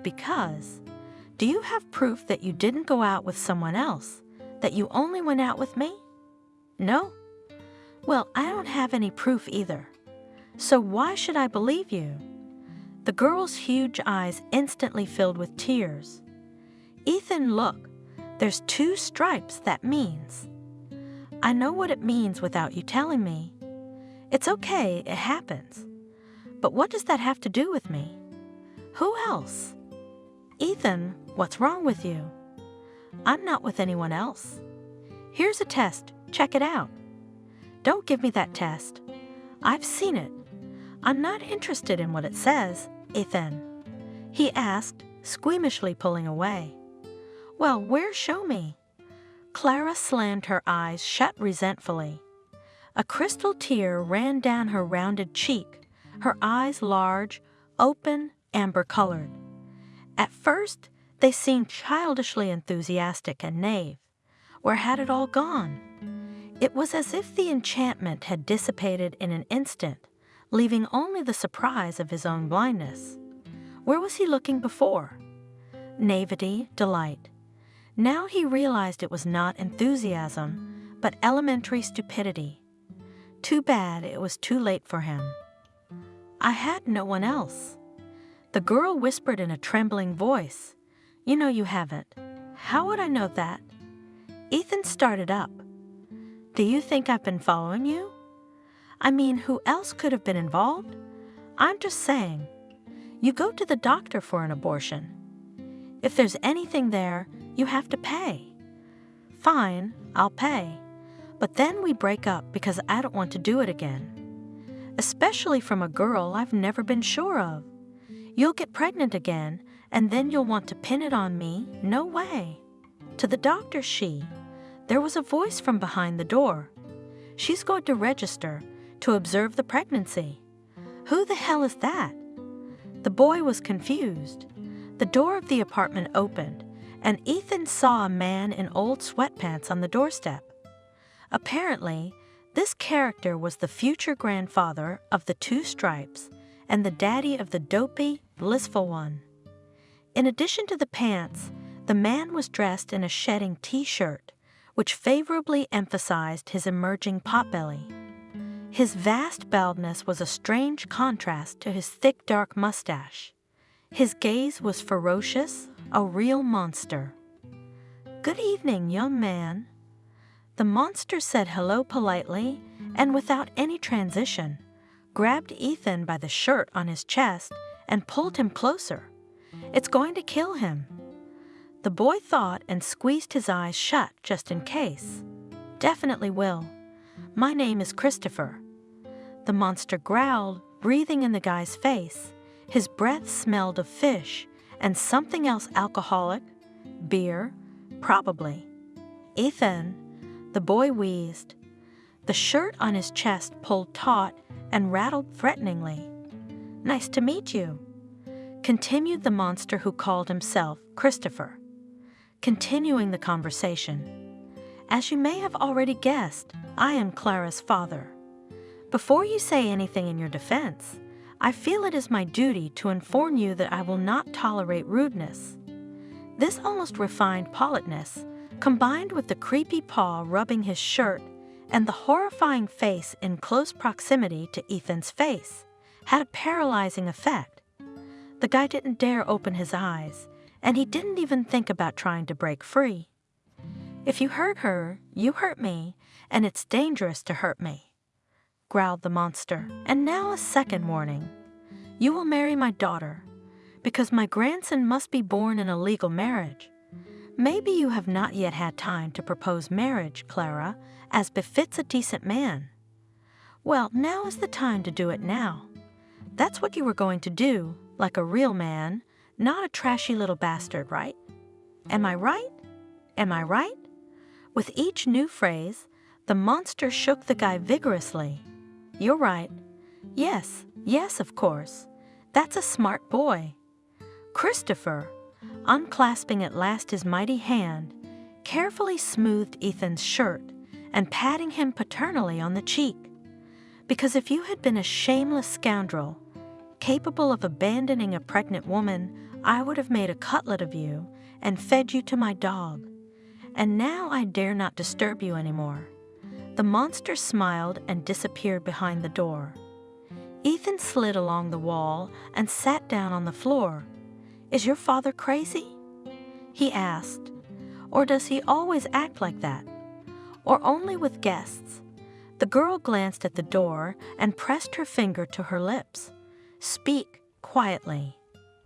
"Daddy's hearing is phenomenal. He can hear everything through 3 doors. You'd better be quiet. We're getting married then." Ethan mumbled and covered his face with his hands. It's a nightmare. It was impossible to believe what was happening. The next day, Christopher personally drove the couple to the marriage ceremony and made sure that the applications were written in the proper form and accepted as they should be. At the same time, he kept glancing at Ethan as if he expected the groom to run away or act crazy. "Clara said you're not a poor guy." He said it after the applications were filed. "Of course, it's good to have something to live on while my wife is at home with the baby." "Well, how are you doing? What do you do for a living?" "Where?" "Nothing," mumbled the guy. Work is bad now. They pay me a trifle everywhere. Christopher nodded. That's true. But no one ever got rich on a paycheck like that. You should try to organize something yourself. All right, it's solvable, but what do you live on? My parents give me a little. They've got. Well, I see. Don't go on. The future father-in-law waved away. Well, Clara? He looked at his daughter. Congratulations. You found yourself a lazy man with an ego and a slacker. And this daughter, Christopher unceremoniously pointed his finger at Ethan. This one, look closely, is your future husband. What do you think of that? Well, the girl lowered her eyes. Things are different now, aren't they? Right, Ethan. He's a family man now. I think he'll be able to work and provide for me and the baby. You think so? Dad grinned. Well, think. It's my business, but if you want to know what I think, I'll tell you this. This Major doesn't like to work and doesn't know how to work. If he could do something, he wouldn't be on his parents' back. And if he didn't know how to do something, but he loved it, he'd be trying to learn something. But that was before, Daddy, and now. He doesn't love you either. Christopher went on. And his father is, I apologize, like a pig, a snow-white swan. Come on, Dad. Shut up. You asked for my opinion, so stay out of my way. And here's my advice to you, my daughter. Send him away. Right after the baby's born, he's no use to you and won't be. This way you'll have a child in marriage, and you'll get rid of the stone around your neck. Girl, you're beautiful, you're smart. You'll find yourself a nice guy with a head and a heart. And this one, he glanced contemptuously at Ethan. He'll never be a man again. He's all right on the face, handsome, but there's nothing good about him except his face. The face changes with time. Ethan gritted his teeth. He's in trouble. Now this car mechanic with 3 grades of education is going to sit there and insult him. Dad, don't, asked Clara, pointing her eyes at the groom. It's unpleasant for him. And in general, of course, you have a lot of life experience, but maybe you're wrong. But it's unlikely. Can I, said Ethan, who up to this moment had been gloomily silent, stop insulting me. I'm your daughter's fiancé and the father of your grandson. Who gave you the right to behave like this? Nobody yet. If you want to prove your worth, get a job. Think about a place to live. And by the way, start taking care of your fiancé. She's pregnant. She needs rest, proper nutrition, light emotions. The doctor said Clara needs fruit and vitamins. Go and think about it and get her that. For starters, the next day, Ethan was walking through the yard of his fiancé's house and could not answer himself the question, what was he doing here? A heavy bag of fruit and vitamins for Clara was weighing down his arm. Humanitarian aid for pregnant fools and very heavy. Christopher opened the door for him himself and held out his hand for the bag. Did you bring fruit? Good for you, come on. Clara is not at home now. I sent her to the cottage in the morning. Let her get some fresh air. She'll be back on Thursday.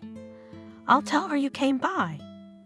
Ethan was not invited to come in, and he remained standing, staring dumbfoundedly at the cheap sodden door. Why am I here? Again he asked himself, but there was no definite answer to that question. Most likely because not to come to leave Clara, no matter how stupid she was, would be to agree with the characterization that this disgusting type, her father, had given him. And also because he was scared. This really Christopher, a man without a tower, such a man will unscrew his head and then surrender to the authorities, but only unscrewed, it is no longer screwed back in place. Screw it all and skip town right now. And then what? Daddy has long ago and quite unambiguously made it clear to his children that either after receiving a certificate of higher education, they stay to work at his company, or they cannot count on the inheritance and at least some financial support. This means that to run away is like agreeing to a miserable existence, to be lost on the streets, and to fend for themselves. Ethan shakes his head, as if he hoped to shake her out of her fears and any other unnecessary thoughts. I had to think of some way out of this, and as soon as possible. But, as it turned out, no reasonable ideas appeared, and it was clear that he could not do without his sister's advice. Clara stood at the window, watching Ethan nervously pacing the sidewalk in front of the house, probably thinking about something, and certainly nervous. "He sent you some fruit," my father shouted from the room. "I left it on the table in the kitchen." "And why did you deceive him that I'm at the cottage?" asked the girl. "I heard." Christopher stood on the threshold of the room, leaned his shoulder against the jamb, and looked intently, very seriously at his daughter. "I wanted to buy you some time," he said, "for you to think calmly whether you want him or not. You see what he's like. He's neither fish nor flesh. A slug. Then why did you ask him to marry you?" "I pressured him, of course. I couldn't listen to him go on and on about you. But tell me something. Do you really want to marry him, that lazy bum? A child without a husband isn't very nice, but if you look at it another way, maybe it's better to have no husband than that dry fruit of yours." "I love him," I confessed. "You love him, of course. It's understandable. While you were dating, hugging, kissing, all was well with you, but it's the same for everyone until there are no responsibilities, no children. He's a handsome guy, looking in love, holding your hand, talking nicely. Love, carrots, all those beautiful things. And how did things get complicated? So where did it go, his love? I heard everything. He didn't tell you, Clara. Even though we didn't plan it, we'll get through it and I'll be with you, no matter what you decide, did he? He didn't, did he? No. He started talking about how the baby might not be his and other nasty stuff that made me want to throw up. And I'm not squeamish. I was. So let me ask you a different question. Will you have something to love him for when the passion passes? And it will pass. Can you believe me? There will remain the character of a man, his deeds, for what you can respect. You can despise, you can love, and you can hate. Will there be something to love him for then? Clara lowered her head and bit her lip. Daddy, she said after a short silence. I don't know now. Ethan was the prince from the TV series. Tall, slender, dark-eyed in his movements, the lightness of a predator and the fluidity of water flowing from one position to another as naturally, easily, beautifully as if a river were flowing. And his speech was like a river, as smooth, unhurried, and sometimes like a noisy stream. Clara thought he must smell of water. Fresh, clean, fresh from the spring, but it was the opposite. When she hugged Ethan, she could always smell the woods, resin and herbs and something else, but it was so intoxicating that it seemed impossible to break the embrace.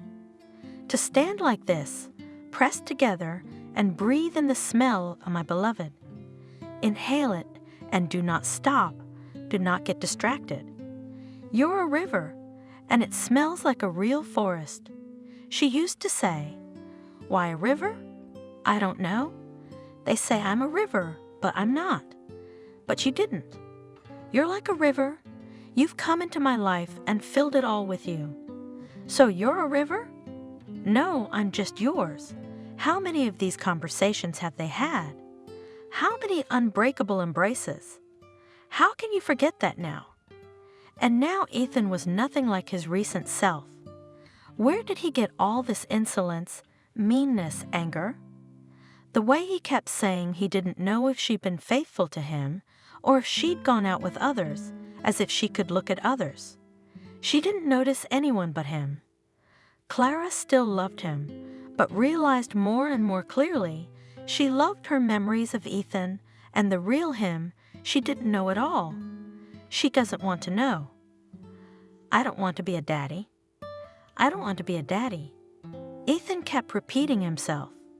With each word, he banged his head against the soft back of the chair. Nancy was quietly looking at her fresh manicure and didn't seem to notice what was happening. She was silently worrying about when her brother would finally calm down enough to talk to her. Ethan groaned for a few more minutes, then lifted his head. "Why don't you say something?" he asked in a perfectly normal voice. "Don't you see your brother's life is a disaster? You could have said something, consoled him, given him some advice." Nancy shrugged her shoulders.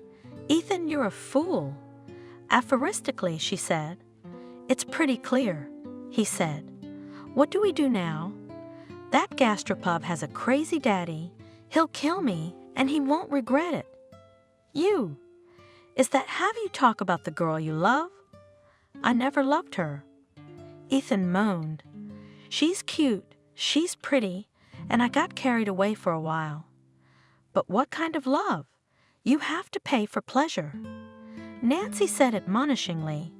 "As for everything else, however, for stupidity, for ignorance, for beauty and talent. But pleasure usually costs more than anything else." "Thank you for the informative lecture." The brother bowed. "But what should I do, huh? So I don't have to go back to it." The sister began slowly, looking up at the ceiling. "I warned you that your games in bad neighborhoods to the suburbs and affairs in bedroom communities will not lead to good. But since you didn't listen to me, and you..." She pointed her finger at her brother. "You didn't. Now we need to find out what options we have to solve the problem. The first option is to offer the girl money for an abortion and make sure she gets proper care and maintenance. Dad, tell her that horror, spontaneous miscarriage, but you will cope. You can overcome this grief together, supporting each other." "You don't know that fool, Clara." Ethan said glumly. "There's no way she's going to go along with this. People like her have only one goal in this life, to have a bunch of children like a pig and sit among them contentedly while a man works for her and all this litter. So this option is out." Nancy stated nonchalantly. "Let's move on to the second option. It's simpler, but also more complicated. Say it. Leave everything as it is and raise the child together." Wow. One option is better than the other. Do you have any other interesting ideas? A third option. I haven't thought of a third one yet. Maybe I should just drop off the radar, sorely suggested the guy. Why? It's quite possible. Just change your phone number, leave, and that's it. There'd be no place for us to cross paths with her then. He grinned. We'll be on different paths. And her dad's a crazy tire man. He won't be able to find me. Nancy shook her head. No, my dear brother, that won't do. I won't say the platitudes about the fact that if you do, you'll lose your father's financial support in no time. That's half the trouble, if you ask me. Money can be earned. The trouble is, you're incapable of taking care of yourself. And do you know why? And why is that? Asked my brother. Because the created problems need to be solved, and you just want to merge quietly, disappear. Yes, almost all men do that. Ethan was indignant. You'd think. And that's why they almost all live as they have to. The girl said, they work for miserable wages, live in shanty towns, and in the evenings drink the cheap liquor they're sold under the guise of beer. That's pretty much all of yours. You want to be like that. What's that got to do with it? It's got everything to do with it. Nancy sighed. That it's not those who run away from problems who live well, but those who aren't afraid to face them. those who solve them. You have a problem, and you want to run away from it. In that case, how long after you get your inheritance will you be on the street? If, of course, you get it at all, and not crawl back under your parents' wing after you've been fired for stupidity from your supermarket cashier position. Inheritance. Ethan grumbled. What's there to talk about now? Dad's health is good. That's fine. It seems to be as far away from the inheritance as the moon. But it'll come sooner or later. And frankly, I wouldn't want you to give up your share and then settle down to support me, said the sister. There was so much cold certainty in her tone that Ethan felt uneasy. Nancy was, unlike her brother, the pride of the family, a strategist's mindset, independence, the ability to make quick decisions and put them into action, and a persistence so persistent that God forbid she should dream of it. A robot, not a woman. Ethan joked, but deep down he admired his sister. That's why he ran to her for advice whenever he had the slightest difficulty. Usually she managed, thinking quickly, assessing the situation correctly, and giving excellent advice. But today, it seemed that even Nancy could not give him any advice, but she spurred his own imagination. "You're a good girl, sister," he said and clapped his hands together. "I think I've figured out what to do." The beer was disgustingly diluted. Ethan forced himself to swallow what was already in his mouth, but he set the mug aside. The bulky man sitting across from him was also his future father-in-law. He looked at the guy with bewilderment. "Do not like it?" he asked. "You'll have to excuse me, Christopher," replied Ethan. "You know, I'm not very good with beer."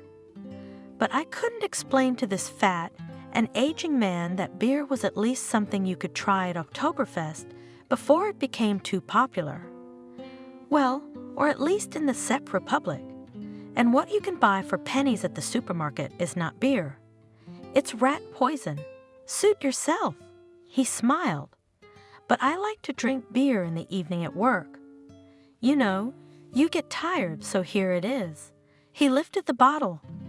Relaxes me, relieves stress, and puts me in a positive frame of mind. Ethan nodded politely. That's what my father says. Christopher immediately seized on the mention. He's a good man, your father, a hard worker. By the way, it's about time we got to know each other. What do you think? Because look, you and Clara are about to get married.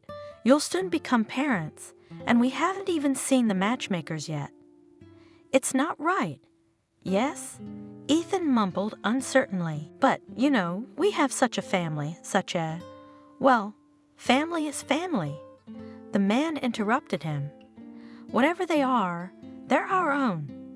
You just bring them to us, and we'll make friends. Ethan was silent. You're in trouble, you idiot. You're in trouble. He should have listened to his sister, because she'd always told him to socialize with people in his own circle. And she was right on the money, you bastard.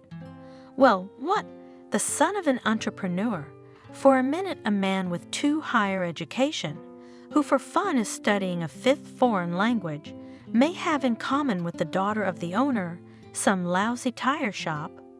He's just a common bastard anyway, and his daughter is the same, even if she is beautiful. Fool! Ethan berated himself for the umpteenth time this evening. If you want a taste of tart exoticism, you can have it. You know he lied, following a momentary burst of inspiration. I don't want you to meet my parents because I'm embarrassed, because they're, well, how should I put it, unusual people. Do they drink? Christopher raised his eyebrows. So, yeah, sure, it's a scary thing. But you can talk to them.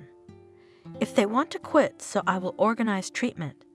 I have a brother in New York just from addiction. He's a great doctor. He's got a whole clinic. Sure, yeah, I'll have to talk to them about it. Maybe they'll agree. That would be very good. It'll be fine, Ethan. as long as they want to live sober. The boy's got his head down. I'd like to postpone your acquaintance after all, especially since Clara's pregnant. Why should she go to all this trouble? She doesn't. But will they even come to the wedding? I guess they said they'd try, but they didn't make any firm promises. So we'll meet them in a week.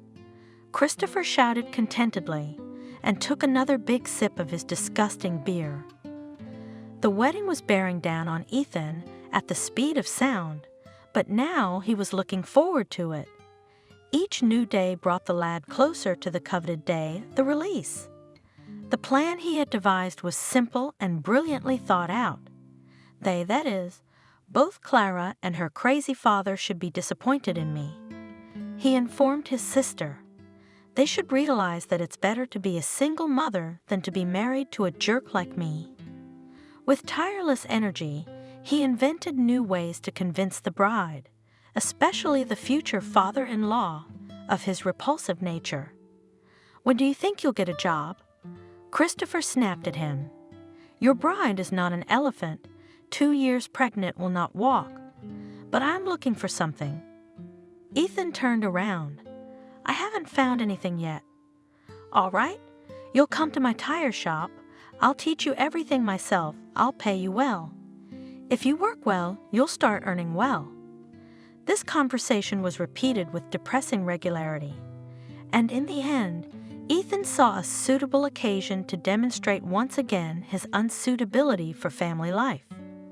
The only thing left to do was to summon up the courage. I don't want to work. Bluntly, he declared one day to Clara and Christopher. Why should I? My parents still give me money, and as soon as the child is born, I will also get an allowance from the state. How much did Clara find out? But no matter how much it is, it's still money. And when the baby grows up? Asked the girl anxiously, looking at the groom. The allowance will end, and the older the child, the more money is needed for him. The allowance will run out, but Clara, the parents won't. Ethan assured her. And when it ends and but so then there will be an inheritance, and not a small one. By the way, I've already decided what we'll spend it on. We'll buy a big house and rent it out. It's for passive income. You do nothing and the money drips. It's beautiful. And you and I will go to Thailand. Life is very cheap there. We'll have enough rent money for 2 people. Why 2? What about the baby? Or don't you plan to take him with you? Oh, Clara, Ethan said reproachfully. You can't just think of yourself. Where do you want to take the baby? To Thailand? No, you can't even ask me that. Of course, you shouldn't take the child with you. Because of the climate change, insects, kindergarten, school, medicine. In short, we'll leave him here. Let Grandma and Grandpa take care of him, and we'll go there to rest. We can come and visit once in a while. But wait, Ethan. Why? Christopher stepped in. I think it's a great plan. We can implement it. At least I'll make a man out of my grandson. Daddy will not teach him anything good. Right, Clara? You're starting again. Offended, Ethan said, and was silent for a long time. That's how you try to offend me, to humiliate me. And for what? Because I want to arrange everything so that Clara and the child would be happy. It's better to separate mother and child. Ethan was silent, but in his heart he felt that he had just won a small but important victory. Let them continue to think that he was a foolish, worthless, twitchy idiot from whom nothing could be expected. The next day he showed up at his fiancée's house drunk and diligently made noise in the entryway, until Christopher peeked out of the apartment and threatened to call the police. Oh, come on, Dad. Ethan swung the bottle in a cartoonish fashion. Some of the wine spilled over his head and ran down his face. Ethan wiped away the alcohol and licked his palms. Christopher looked at him in disgust, which was exactly what the groom's script called for. "Oh," he said, smiling stupidly. "Can I call you Dad? Dad? Dad is just right. It's you. Go home," Christopher advised him. "Go before I turn you into the police." "So how do you go home?" Ethan was indignant. "I'm here to see my sweetheart." "Yes, Clara, yes, my little darling." Come here, come here." He pinched his bride's cheek. "I can't do anything without my Clara. I can't do anything without her, Daddy. I can't eat, I can't sleep, and I can't see you," said Christopher. "Get out, and don't you dare breathe your booze on my daughter. You'll come back when you're sober." Having waited a few more days after the drinking performance, Ethan again came to the guests and demanded a wedding present from his future father-in-law. "So you don't have to worry about what to get us. You know how they give us all kinds of awful junk, and then people agonize, they don't know where to put these gifts. So let's make a wish list, like some people do." "Do what?" "Well, wish list means wish list. The guests will familiarize themselves with it, and then everyone will decide what to give from this list, and there are only the necessary things." "I think you'll give us an apartment," he said. "But I'm telling you right away, we need a 2-room apartment, a child." "And what will your parents give?" Christopher grinned. "Maybe a summer house? You put it on your wish list. The child will need fresh air and vitamins. By the way, I've already looked at a nice cottage near the city. All communications are already pulled up, sewerage, water, electricity. There is near a pine forest, very clean air, and there is a garden, so we won't have to grow apples ourselves. Daddy?" Clara laughed, but Ethan stopped her with a gesture. "My parents will support us," he said habitually, adding a note of resentment to his voice. "Isn't that enough for you?" Christopher sighed and shook his head. "Unfortunately, yes. If they had raised you to be a man, I'd be much more grateful, honestly." "Clara," he turned to his daughter, "why do you need such a husband? Maybe you'll change your mind while there's still time." "Daddy," the girl was confused. "You wanted to have a child in marriage, didn't you?" "I did." Dad didn't disagree. "But look at him, that father. Then such a father, maybe it's better." "Clara," Ethan raised his head in offense. "Do you see what's going on here? Your father wants to separate us. Are you just going to keep quiet? Let the child grow up without a father? Because you see, Christopher, you don't like me, do you?" Clara smiled and waved her hands. "Honestly, Ethan, it seems to me that you yourself want us to break up. I just don't understand why you won't say it openly. Because your crazy dad would cut me to ribbons." Ethan thought, but he only said one thing out loud. "Don't be silly, the wedding's in a week." His sister was skeptical of Ethan's plan. It was her nature to be skeptical, she said, and she was probably right. But Ethan still believed in his own strength. Just a little more to go, just another week. They're already at their limit, barely hanging on. Just a little more patience, and the wedding day's in a week. My sister reminded me. Exactly. Ethan exclaimed happily. Exactly. That's just about the day of the wedding. And that's when I'm going to have my main gig, after which, oh, Nancy, I'm going to have such a party to celebrate my release. We'll go to the Canaries. We'll get some people together, rent a beach and party from morning till night till the ambulances come for us. Sister only gave me a sharp shoulder. Let's see if your idea doesn't fail, she snorted. Don't say gop until you've jumped over it. I've already jumped over, my dear sister. I have. Ethan laughed and hugged Nancy tightly.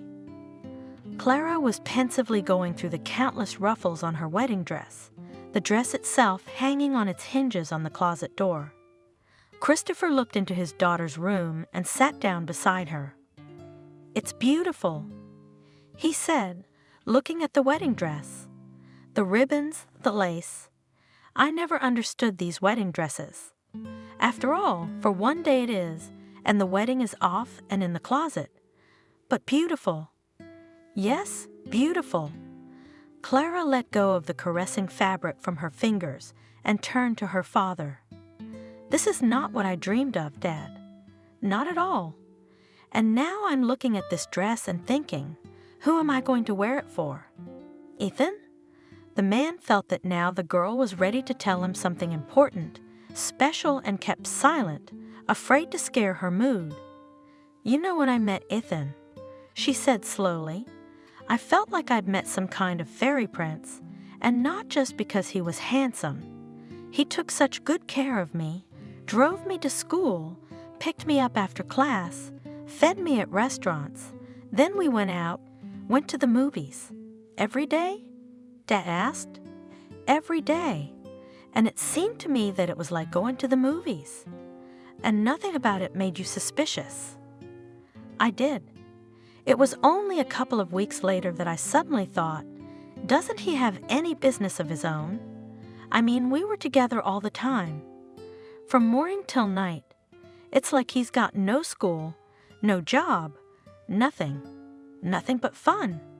I asked him, and he looked at me so strangely and said, I can afford to rest. But here he is all resting and resting. Father snorted. And does not get bored. Yes, and when I found out I was pregnant, I thought that now everything would change for sure. Ethan will realize that now he can't go out like he used to, thinking only about pleasures. That a family, a child will be here soon, and that's a responsibility. You have to think about the future. But the further I go, the more I realize that he's not going to think about anything. You see the way he acts, it's like he's getting cocky on purpose. Christopher didn't know what to say. And what can you say? Clara saw and said it all herself. You can still replay everything, he said softly. Just tell that bum there's no wedding. It's my fault, too. When I found out about it, I was furious. I thought I'd do anything, and the child would be born in marriage, and then the grass would grow back. But you know how they treated it in my time. It was considered a disgrace. That's what I thought out of habit, and then I looked around and everything had changed. What's the point? Now many women give birth to children, but they're in no hurry to get married. What can you do if you're not lucky enough to have a father? We'll raise the kid, work, bring him up. You'll meet a good guy. And this one, what's he worth to you? He's a fool. If only I'd realized who he was before. Sadly, smiled Clara. And now I feel like I have to go all the way. And I keep thinking, well, at least he said that there will be no wedding, even if he refused to marry. Why wait for him to say that? My father was surprised. Can you do it yourself or not? But do you want to? I'll tell him, and I'll throw him down the stairs with my great pleasure, eh? The wedding is the day after tomorrow, Dad, reminded my daughter. Everything is ready, money spent, invitations, restaurant. How can I cancel it all? How then to look people in the eyes? Give it up. Christopher laughed. Who cares? Changed her mind and that's it. If you don't like it, the door's over there. No, you can't do that. Can you marry a jerk? I made a mistake. What can I do? So I'll have to go all the way, said the daughter. And the father realized that no matter how much he wanted to, he couldn't change her mind. She feels sorry for her. She doesn't want to marry that Ethan of hers. She's embarrassed in front of others, but in front of herself, in front of her child. Ethan was getting ready for the wedding. He'd been shopping all day, but he hadn't found anything suitable. What kind of discrimination is this? Why aren't there stores for people who like tattered clothes? What do fashion designers care about? Are they creating some kind of fashion collection? One uglier, one uglier. And where, you may ask, are the fashion collections for the homeless, where in the end, you can get at least a homeless man's masquerade costume? Shopping had worn him out. Ethan was about to fall into despair, but then a brilliant idea struck him. Why look for special clothes? You could just make your own. A pity, of course, but what not to sacrifice for a great cause? All it takes is a little dirt. That's it. Ethan flew home on wings. Once home, he got down to business with all the imagination he could muster. First, he wet the soles of his sneakers with water and carefully walked in them over his sweater and jeans, which he spread out on the floor. The prints were quite convincing, but they weren't the only thing he could do. He found some pistachio ice cream in the fridge and smeared it on his jeans and sweater. Then Ethan poured some instant coffee into a jar and poured it on his sweater. His jeans got a few ketchup stains and a couple of greasy butter stains. Only the finishing touches remained. Ethan, armed with a pair of scissors, carefully cut the sweater along the seam and ripped off the sleeve. Then he stretched the sweater in all directions to add bagginess and was satisfied with his creation. The elegant summer sweater was now unrecognizable. The jeans were a different story. Despite the ketchup, ice cream, and butter, the stupid pants still didn't look bad enough. Ethan stomped around in his sneakers just in case, cut off the back pocket, leaving it dangling on a couple of verses, and in addition, poured a glass of water on one pant leg and poured instant coffee right on the wet spot, then began laboriously rubbing the rich coffee powder right into the fabric. It would be more expressive that way. It really did fix things. Now the pants looked just right. They looked like they'd been pulled out of a dumpster.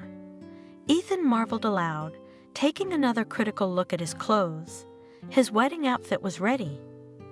Clara sat in the kitchen, melancholy, stirring the sugar in her cup.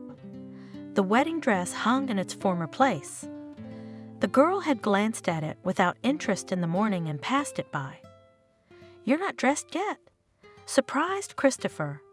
He saw that his daughter was sitting in her pajamas, her hair gathered in a shaggy bundle, and did not even try to look at the clock. He himself had already managed to wake up, eat breakfast, and take a shower.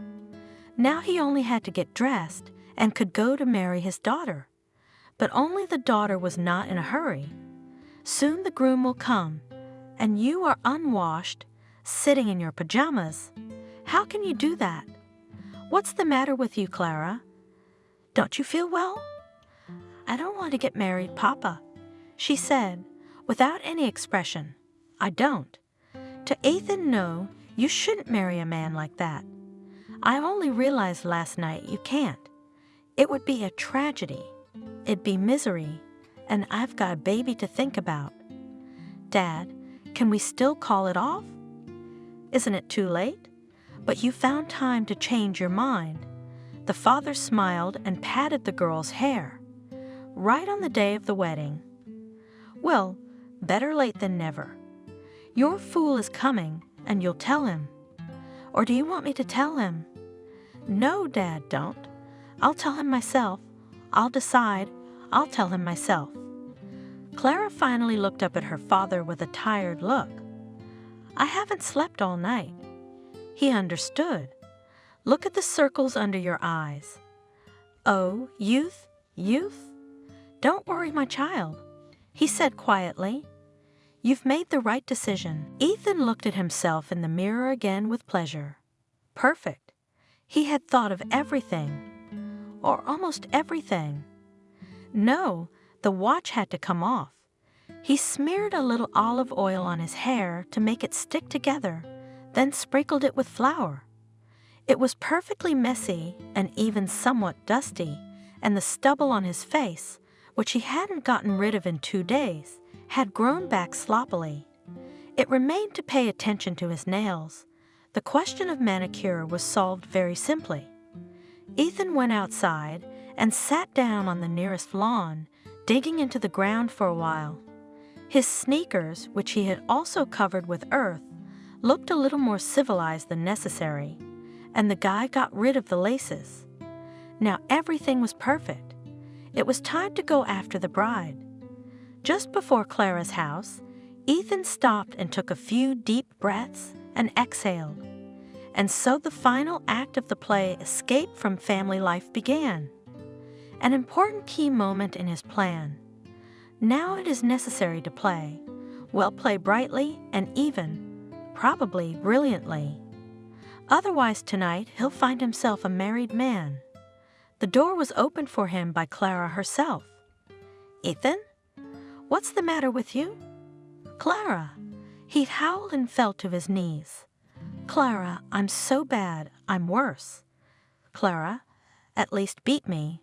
Will it make me feel better?" "Beat me, beat me." Ethan, calm down. "What's this masquerade?" "She's pregnant, she can't fight." "Do you want me to beat you up?" suggested Christopher, who heard Ethan's cries. "Clara, get away. Let me get that slacker." "But Dad," the girl was angry. "You've got time for jokes. The man is so happy." "Without much sympathy," said Christopher. "Maybe he should call an ambulance?" "Clara," howled Ethan. "Clara, my darling girl, my favorite, how are we going to live with you now?" "Daddy's broke. They took everything from us for debts, every last cent. There's no money, no real estate. They took away all the shares. We have nothing left. How are we going to live now? How can I marry you now? My beauty, my Clara, my darling, my darling, my darling. Don't be silent. Tell me something, please." "Oh," the girl sighed. "Thank God, honestly." "What?" Ethan stopped howling in surprise and raised his head. "Clara, we can't get married now, can we?" "That's a good thing," she said sincerely. "I'm sorry, Ethan. It's probably my own fault for not saying it sooner. But you realize that. What kind of family are you? You don't want it. Neither do I. What about your dad going broke? Of course he is, but maybe it's not that bad. I'm sure he's not that broke or anything. Don't you want to marry me?" Ethan interrupted her. Well, yes, I don't. And it's a good thing we realized it before we got married." "You don't want to marry me?" he repeated, shocked. Clara sighed. "I don't. I'm sorry." Ethan rose to his feet and looked at the girl resentfully. "So I've been freaking out that now we can't get married. And you? Fuck you. Have a nice stay." Ethan rushed down the stairs and thought that this was it. He was running towards his long-awaited freedom, but for some reason he wasn't happy about it. "Good girl," said Christopher. "Well done, but don't take offense at him. It's just a slip of the tongue. Don't feel bad, baby.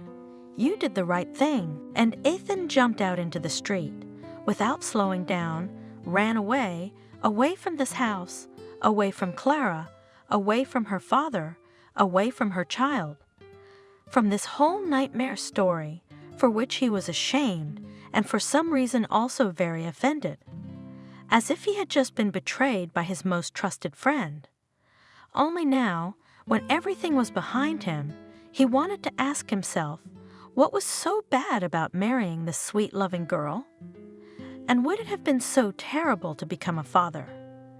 But it was both painful and pointless to think about it now. He had thought for too long that he was being trapped, lured like an animal into a trap, and he had been ready to do anything to break free. And now he wasn't needed, and it turned out that no one was trying to catch him. And the trap was not a trap. It's he himself made up a hell of a lot of things. But what about it now? What's the point? He ran along the asphalt path, and it seemed that this run could go on, if not forever, then for many, many millennia. Ethan never tired and never wanted to stop, ever. Maybe one day he would collapse from fatigue somewhere in Cambodia, but that would be later. when he was exhausted. Only then, and not before. But this time life decided everything for him. A persistent phone call made him stop. What? Ethan bellowed into the receiver. It was Nancy. Her sister, which was absolutely unbelievable, was sobbing at the top of her voice. What are you crying about? I can't understand a word you're saying. Ethan, come at once. Dad was in an accident. He wasn't saved. Can you hear me? Where is he now? Is he in the hospital? Is he in surgery right now? Do you need anything? How about blood? We're the same type. Ethan, Nancy screamed. Dad's dead. He's dead, you know. You're lying, whispered Ethan. You're lying. Aren't you, Nancy? I don't believe you. I don't believe you. I don't believe you. He shouted so loudly that an elderly woman with a dog on a leash, passing by, flinched and stepped away. I don't believe you. Ethan shouted, I don't believe it. You're lying. Nancy, I don't believe you. But he did. Nancy wouldn't joke like that. He knew it. I'm on my way to the lineup. Set the sister through her tears. You come too. I can't on my own. Come, I'm waiting for you, Ethan. Will you come? I'll come, he whispered. I'll come right now. The rest of it went on like an endlessly sad movie, and everything Ethan remembered was somehow very vague. No matter how hard Ethan tried, he couldn't remember how he'd gotten a cab and gotten to Nancy. He only remembered calling his sister from the car and trying to find out where he was going and where she was waiting for him. And Nancy was sobbing, mixing up addresses, couldn't remember anything. Then she handed the phone to someone and the address was found. Ethan found her almost unconscious, sedated. He had to identify his father's body. Ethan had heard that morgues could be cold, but for some reason he felt neither cold nor warm or anything. His father lay covered with a sheet, and when Ethan looked at his face, he saw almost no damage. That pleased him for some reason. Why? He couldn't remember that either. Maybe he just didn't want his father's face to be disfigured. The funeral, another moment of reverence, lingered in his memory. Ethan only remembered that his sister, despite her grief, had been able to pull herself together fairly quickly and had looked solemnly calm at the funeral, standing at his father's coffin. Ethan was not calm, and he was not calm either. He couldn't make himself feel anything, nothing at all, as if all his emotions had been numbed or taken away at once. He kept watching his father's coffin being lowered into the ground, and only one question kept him in suspense. Why? Why did his father need money? Why had he worked so hard to earn it? Why? Why did he hardly ever leave work? Why did he work like a slave in the galleys? What was it all for if it was all over in an instant? Only now Ethan realized that he had always thought that money could protect him from something. I guess it could, but all the money in the world couldn't stop a truck from going into the oncoming lane. Well, that's just how it is. Ethan couldn't get that thought out of his head. And then, sitting next to his sister at the reading of the will, it all became so unimportant. The money, the share in the business, the stock. What did it matter now? He thought about whether his father had time to look up at the sky.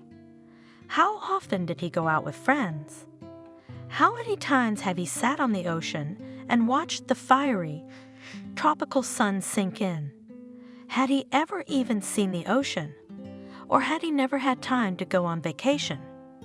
Somehow, that was all that began to matter. Nothing else. Hey, he looked up. Nancy, did you say something? I couldn't hear. You know, it doesn't matter though. Nancy.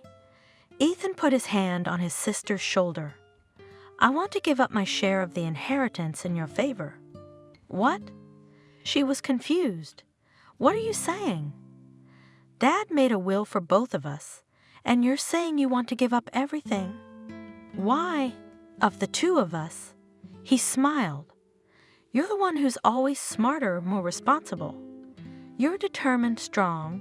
You won't let the cause to which our father devoted his whole life go to the wind. And that's why I want you to have it all. It's only fair and just. You should give it to someone who can hold it together and grow it. Not a schmuck like me. I'd really spend it all in a year and end up with nothing. That'd be okay, but I feel sorry for my dad. He put his whole life into this. There's just one thing I'd like to ask you. It's about Clara. I'm not gonna say anything in front of strangers right now. I'll text you, okay? Nancy covered her eyes for a second, then wiped away a tear with her handkerchief. What about you? She asked quietly. What are you going to do? Ethan? He shrugged. Me, I'll watch the sky, the sunsets. I'm leaving, sis. There's nothing more for me to do in this town. He squeezed the girl's shoulder lightly and walked out into the street. The whole world was waiting for him now. For a brief moment, Ethan wanted to go over to Clara's house to say goodbye to her, but he shouldn't have. He managed to realize something about himself. His father lived for work, and he, Ethan, could stay here and live for the child, but he shouldn't do that. There was nothing he could do. Everything in their family, the truest of naturals, fans. Dad and Nancy are work fans, and Ethan, he's a fan of freedom. And that's probably better than being a fan of parenting. It's bound to break the kid. No better to watch the sunset. He went to the ticket counter and asked for a one-way ticket. Where to? They asked him. Anywhere. Wait for me, though. Anywhere to the ocean, and preferably south. Ethan stepped off the airplane straight into paradise. At least this place looked a lot like it. Tall palm trees waved in the wind, their huge leaves wreathed in opahalas. A wonderful fragrance of flowers wafted in the air. In the distance, but still close, the ocean offered its waters to the sun. The speech of the passers-by was more like the chirping of birds in the morning spring. No luggage, sir? Someone addressed him in passable English. I don't need it. Ethan smiled. The joy, the fullness of life, made him want to sing. Never before in his life had he felt so free. He had a little money. Enough to eat twice at any of the local cafes. And beyond that, he was too lazy to think about it. Tomorrow seemed so far away. There would be a day, there would be food. He went forward, not choosing the road. All paths here would sooner or later lead to the ocean. Nancy had no difficulty in finding Clara's address. She had arrived there in the morning to be sure to find her brother's ex-fiancé at home. She looked at her guest with a noticeably rounded belly, a little plump and surprised. So it is you, Ethan's sister? She asked at last. How odd that you don't look like him at all. Unfortunately, you're right, Clara. Nancy smiled. Not in appearance, not in character, not in content. But that's not why I came here. I know my brother well, Clara, and I know that Ethan is, well, to put it mildly, not the most responsible person in the world. That's just the way he is, despite his many virtues. But I'm not a stranger to his child, and I'm his own aunt. And if you don't mind. Oh, so you want to see the baby? She was delighted. Well, of course, whenever you want. What are we talking about? I would like not only to see, but also to take care of my nephew. Nancy corrected the girl. To take over, so to speak, fatherly duties. Oh, come on, really. No, please, listen to me, because it concerns the baby and his future. First of all, you, Clara, will receive a certain amount of money every month for the baby. Don't argue. Ethan, and you may not know this, has renounced his part of the inheritance in my favor. So I've decided that I'm going to dispose of it this way, with part of the money going to child support and the rest for your baby to inherit afterward. Well, in short, when his time comes to receive the inheritance, and until then I will try to see to it that the share of my nephew did not depreciate, but on the contrary, became more. I hope you won't object and argue with me. No. It is obvious to me, for example, that this is the right and just decision. You won't challenge it, will you? No, I know you wouldn't. Nancy, I just wasn't ready. I understand everything you could tell me, that you're not in need, that your father will help you. But I still think it's justice. Don't deny me the chance to right my brother's wrong. I beg you very much. 8 months in the tropics will get to anyone. Ethan knew that now. Personal experience is nothing to be trifled with. Don't confuse tourism with emigration. Tourists fly in for a week's vacation, decide they're in paradise. Here, the sun is always shining and the ocean breaks its waves on the shore, and over the shore carried snow-white seagulls. For some reason, he realized now that it was time to go home. He had a sudden urge to see his sister, to see how she was doing, and to visit Clara. The baby must have been born by now, though Ethan had stopped counting the months long ago. He just lived, not caring about the numbers on the calendar or the days of the week. Sometimes hired for a paltry wage to load bananas for export. Sometimes for a bowl of food, he agreed to wash dishes in local eateries. Sometimes begging. Once even had an affair with a pretty mulatto. But alas, the passion quickly faded because they could not explain themselves to each other. Miracle Girl chattered in some unknown language and did not understand a word of English. But still their love passion allowed Ethan to live without hunger for several weeks. His beauty was a great cook, and there was always food in the house. That marvelous little girl worked in a cafe as a cook. There was a brief period in this strange life of his, full of coincidence, when Ethan got involved with a local gang, and for a while he robbed them and ran away from the police. Though, to be honest, he hadn't had to run away very often. The police here had an easy time turning a blind eye to a lot of things. If, of course, to offer the officers of the law a small cash reward, in general, it was very understandable. There were far more petty thugs than policemen in this banana paradise, and everyone wanted to live in peace. Strangely enough, Ethan liked it. At first, it even seemed that he would not part with his new friends and would eventually become the new Pablo Escobar. He was prophesied to have a great future. At first, it rounded his head and encouraged him. But then Ethan somehow got bored of it all at once. Who does not know, he may think that the life of any romantic from the big road can be anything dangerous, luxurious, frightening, saturated. But Ethan has personally experienced that even in such a profession, there is enough of its routine. One day he just left, quietly, without saying goodbye or throwing a party. His associates probably thought he'd been hit by a bullet in one of the endless street shootouts. It was a common occurrence. No one was looking for Ethan.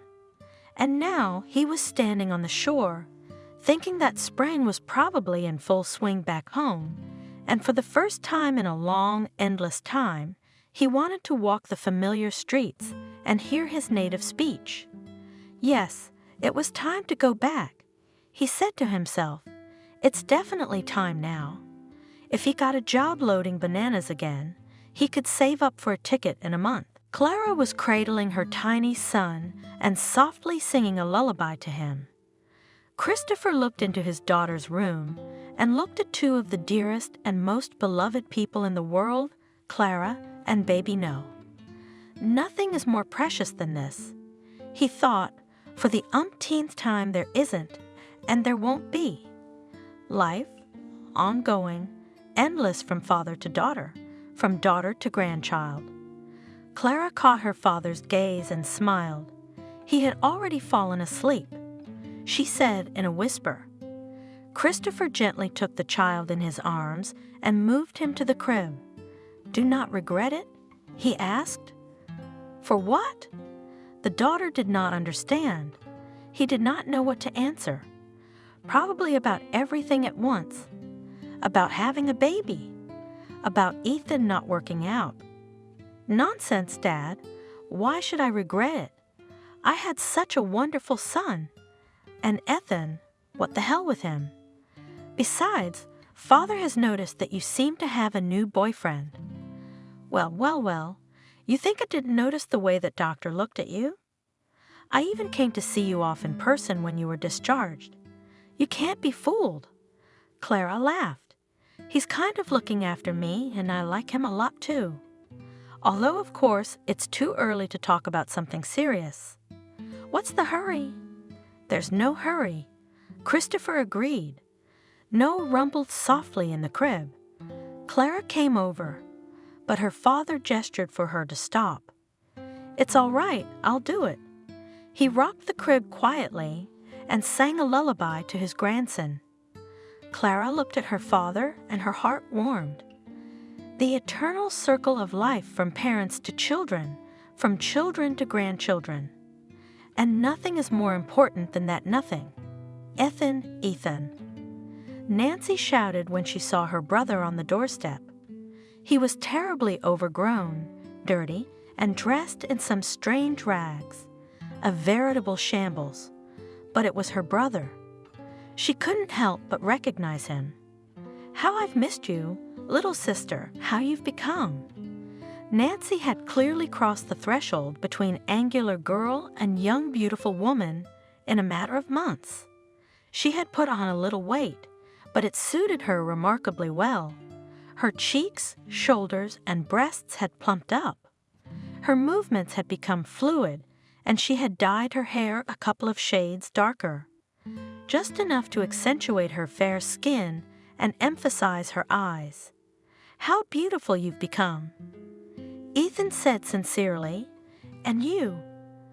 "I've been going places no decent person should go. I'll tell you about it someday, or even write a book." Later, his sister interrupted him. "Tell me the most important thing. Did you come back for good? I mean back to a normal human life. You see, I need someone I can trust." "No, Nancy, I'm sorry." He even put his hands out in front of him, like he wanted to protect himself from his sister's words. "I can't. I wanted to see you. Just to be home. It's been a while, but you can't ask for more than that. I wish I could help you, but it's not my thing. Constancy, business, home, I'll only make things worse. I'll run away at the worst possible moment. Then what? But maybe you could at least think about it." Nancy suggested it. "It's not like I'm suggesting you chain yourself to the office. We could find you something remotely, even something as simple as that, for starters. And then before you know it, you'll be up to your neck in business." He stopped his sister gently. "It's not for everyone. Sis, people like you like it, but it doesn't suit me at all. No offense to me, but suit yourself." Nancy lowered her head with a sigh. "I'm sorry, of course, but I suppose it's true. Everyone should do his own thing, what his soul is drawn to. You've grown up, sister." Ethan grinned. "So have you." She answered him in the same tone. "You haven't changed either. Have you been to see Clara? She's married, but I'm still doing what you asked me to do. She gets good alimony, and when your son gets older." "Thank you, Nancy." Ethan meant what he said. He didn't come in. "You don't need to bring anything up. She's doing well, and I'm glad of it. She's a wonderful person, very kind and sincere. Everyone would be happy to have such a wife. But not you." My sister smiled sadly. "I am not suitable for Constancy, When it catches up with me, I get mad and start doing such a wild thing that I am ashamed of myself. Why should I ruin a good woman's life? Let alone my own child. Does she have a good husband? Yes, a very good husband. He's so protective of her and the baby. They're very happy, both Clara and Noah. I think in a couple of years they'll give Noah a brother or sister. Well, that's good. Ethan smiled. And now I'm going to go. It was good to see you by. Will you at least spend the night? My brother smiled nonchalantly. I'm not used to sleeping indoors unless the weather's really bad, and then I get nervous. But today it's warm. It felt good to be out on the city streets at night. Not that Ethan was looking for trouble, but somehow he was lucky. Or maybe it was just that it was peaceful at home compared to the tropical paradise. He'd never once run into a mugger, never had to deal with hooligans looking for someone to beat up. You could say the city at night was favorable to him. The streets were bright with streetlights, storefronts, and car headlights. He liked to sit on a bench and look at the road, cars passing by, everything like in life. Everyone goes his own way, and someone will get to the goal safely, and someone because of daredevillery will get into an accident, but will get off only a fright. And some, I didn't want to think about them. Ethan had become a surprisingly friendly man. I guess his life as a homeless man, his new life, had something to do with it. While he was rich, few people treated him kindly, only his colleagues in the racket, and those were gone as soon as he was a pauper. But now he was helped not to die by strangers, whom he knew had only enough. But kind grandmothers' traders sometimes treated him with apples from their stalls. The cook at the street kiosk once took a long look at Ethan squatting on the curb with his alms bowl, then beckoned him over and gave him a huge, freshly cooked shawarma. And that man in the entryway who wouldn't let the scandalized neighbors kick out in the rain, a vagrant. These are such rays of kindness in a cruel world. You look at it and you become kinder yourself. And even his seemingly bitchy sister. How happy she was to see his brother. How she persuaded him to stay and return to civilized life, to settle down. But she didn't succeed. Ethan had become too attached to freedom. And freedom he now understood as the complete absence of attachments to addresses, cities, people. Ethan would be howling with longing in a week if he were to go back to his old self. And no money was worth it, no money ever. Today he found a good spot right across the street from the restaurant. People come out of there nice because they're full, and if they're drunk, the catch could be great. True, they were often chased away from fish places, but if you don't worry and try to be inconspicuous, you might get lucky. Without any nostalgia, he looked at the huge, brightly lighted windows and polished steps at the entrance. Was it really only a year ago that he himself had been in places like this every day? Waiters in uniform with polite smiles now seemed to him creatures from another world, and not so long ago he considered them idlers, unworthy of any attention, servants. How are things changing? Ing. A few more coins fell into his coin bowl. Ethan raised his head. Thank you. Ethan? The young woman who had just dropped the change into his piggy bank squatted down and looked straight into the tramp's face. Ethan instinctively pulled back, hiding deeper into his hood. His hair had grown long enough to cover his face, along with his beard. He wouldn't recognize him. He wouldn't even recognize himself now. He couldn't see his old self, no matter how hard he tried. But she did, didn't she? Ethan? Is that you, Ethan? Clara kept repeating his name, but he didn't want to respond to it. He hadn't been Ethan for a long time, at least not the Ethan she knew. You're wrong, girl, he said hoarsely. That's not my name. I'm sorry. Clara, straightened up and took out a few bills from her purse. "Here you go, please. And sorry again. I thought you reminded me of someone I know." "I'm sorry." He nodded without raising his head. "Clara," someone called out to her. Ethan squinted his eyes. A young man was standing beside a brand new car, opening the doors for his beloved. "I'm coming," she smiled. Her heels clicked on the pavement. The smell of perfume wafted away. She had gone far away, and there was no need to catch up with her. Ethan took some paper money from his piggy bank and hid it under his sweatshirt. "Thank you, Clara." Tonight he would have food and maybe even a little beer. What more could a free man dream of?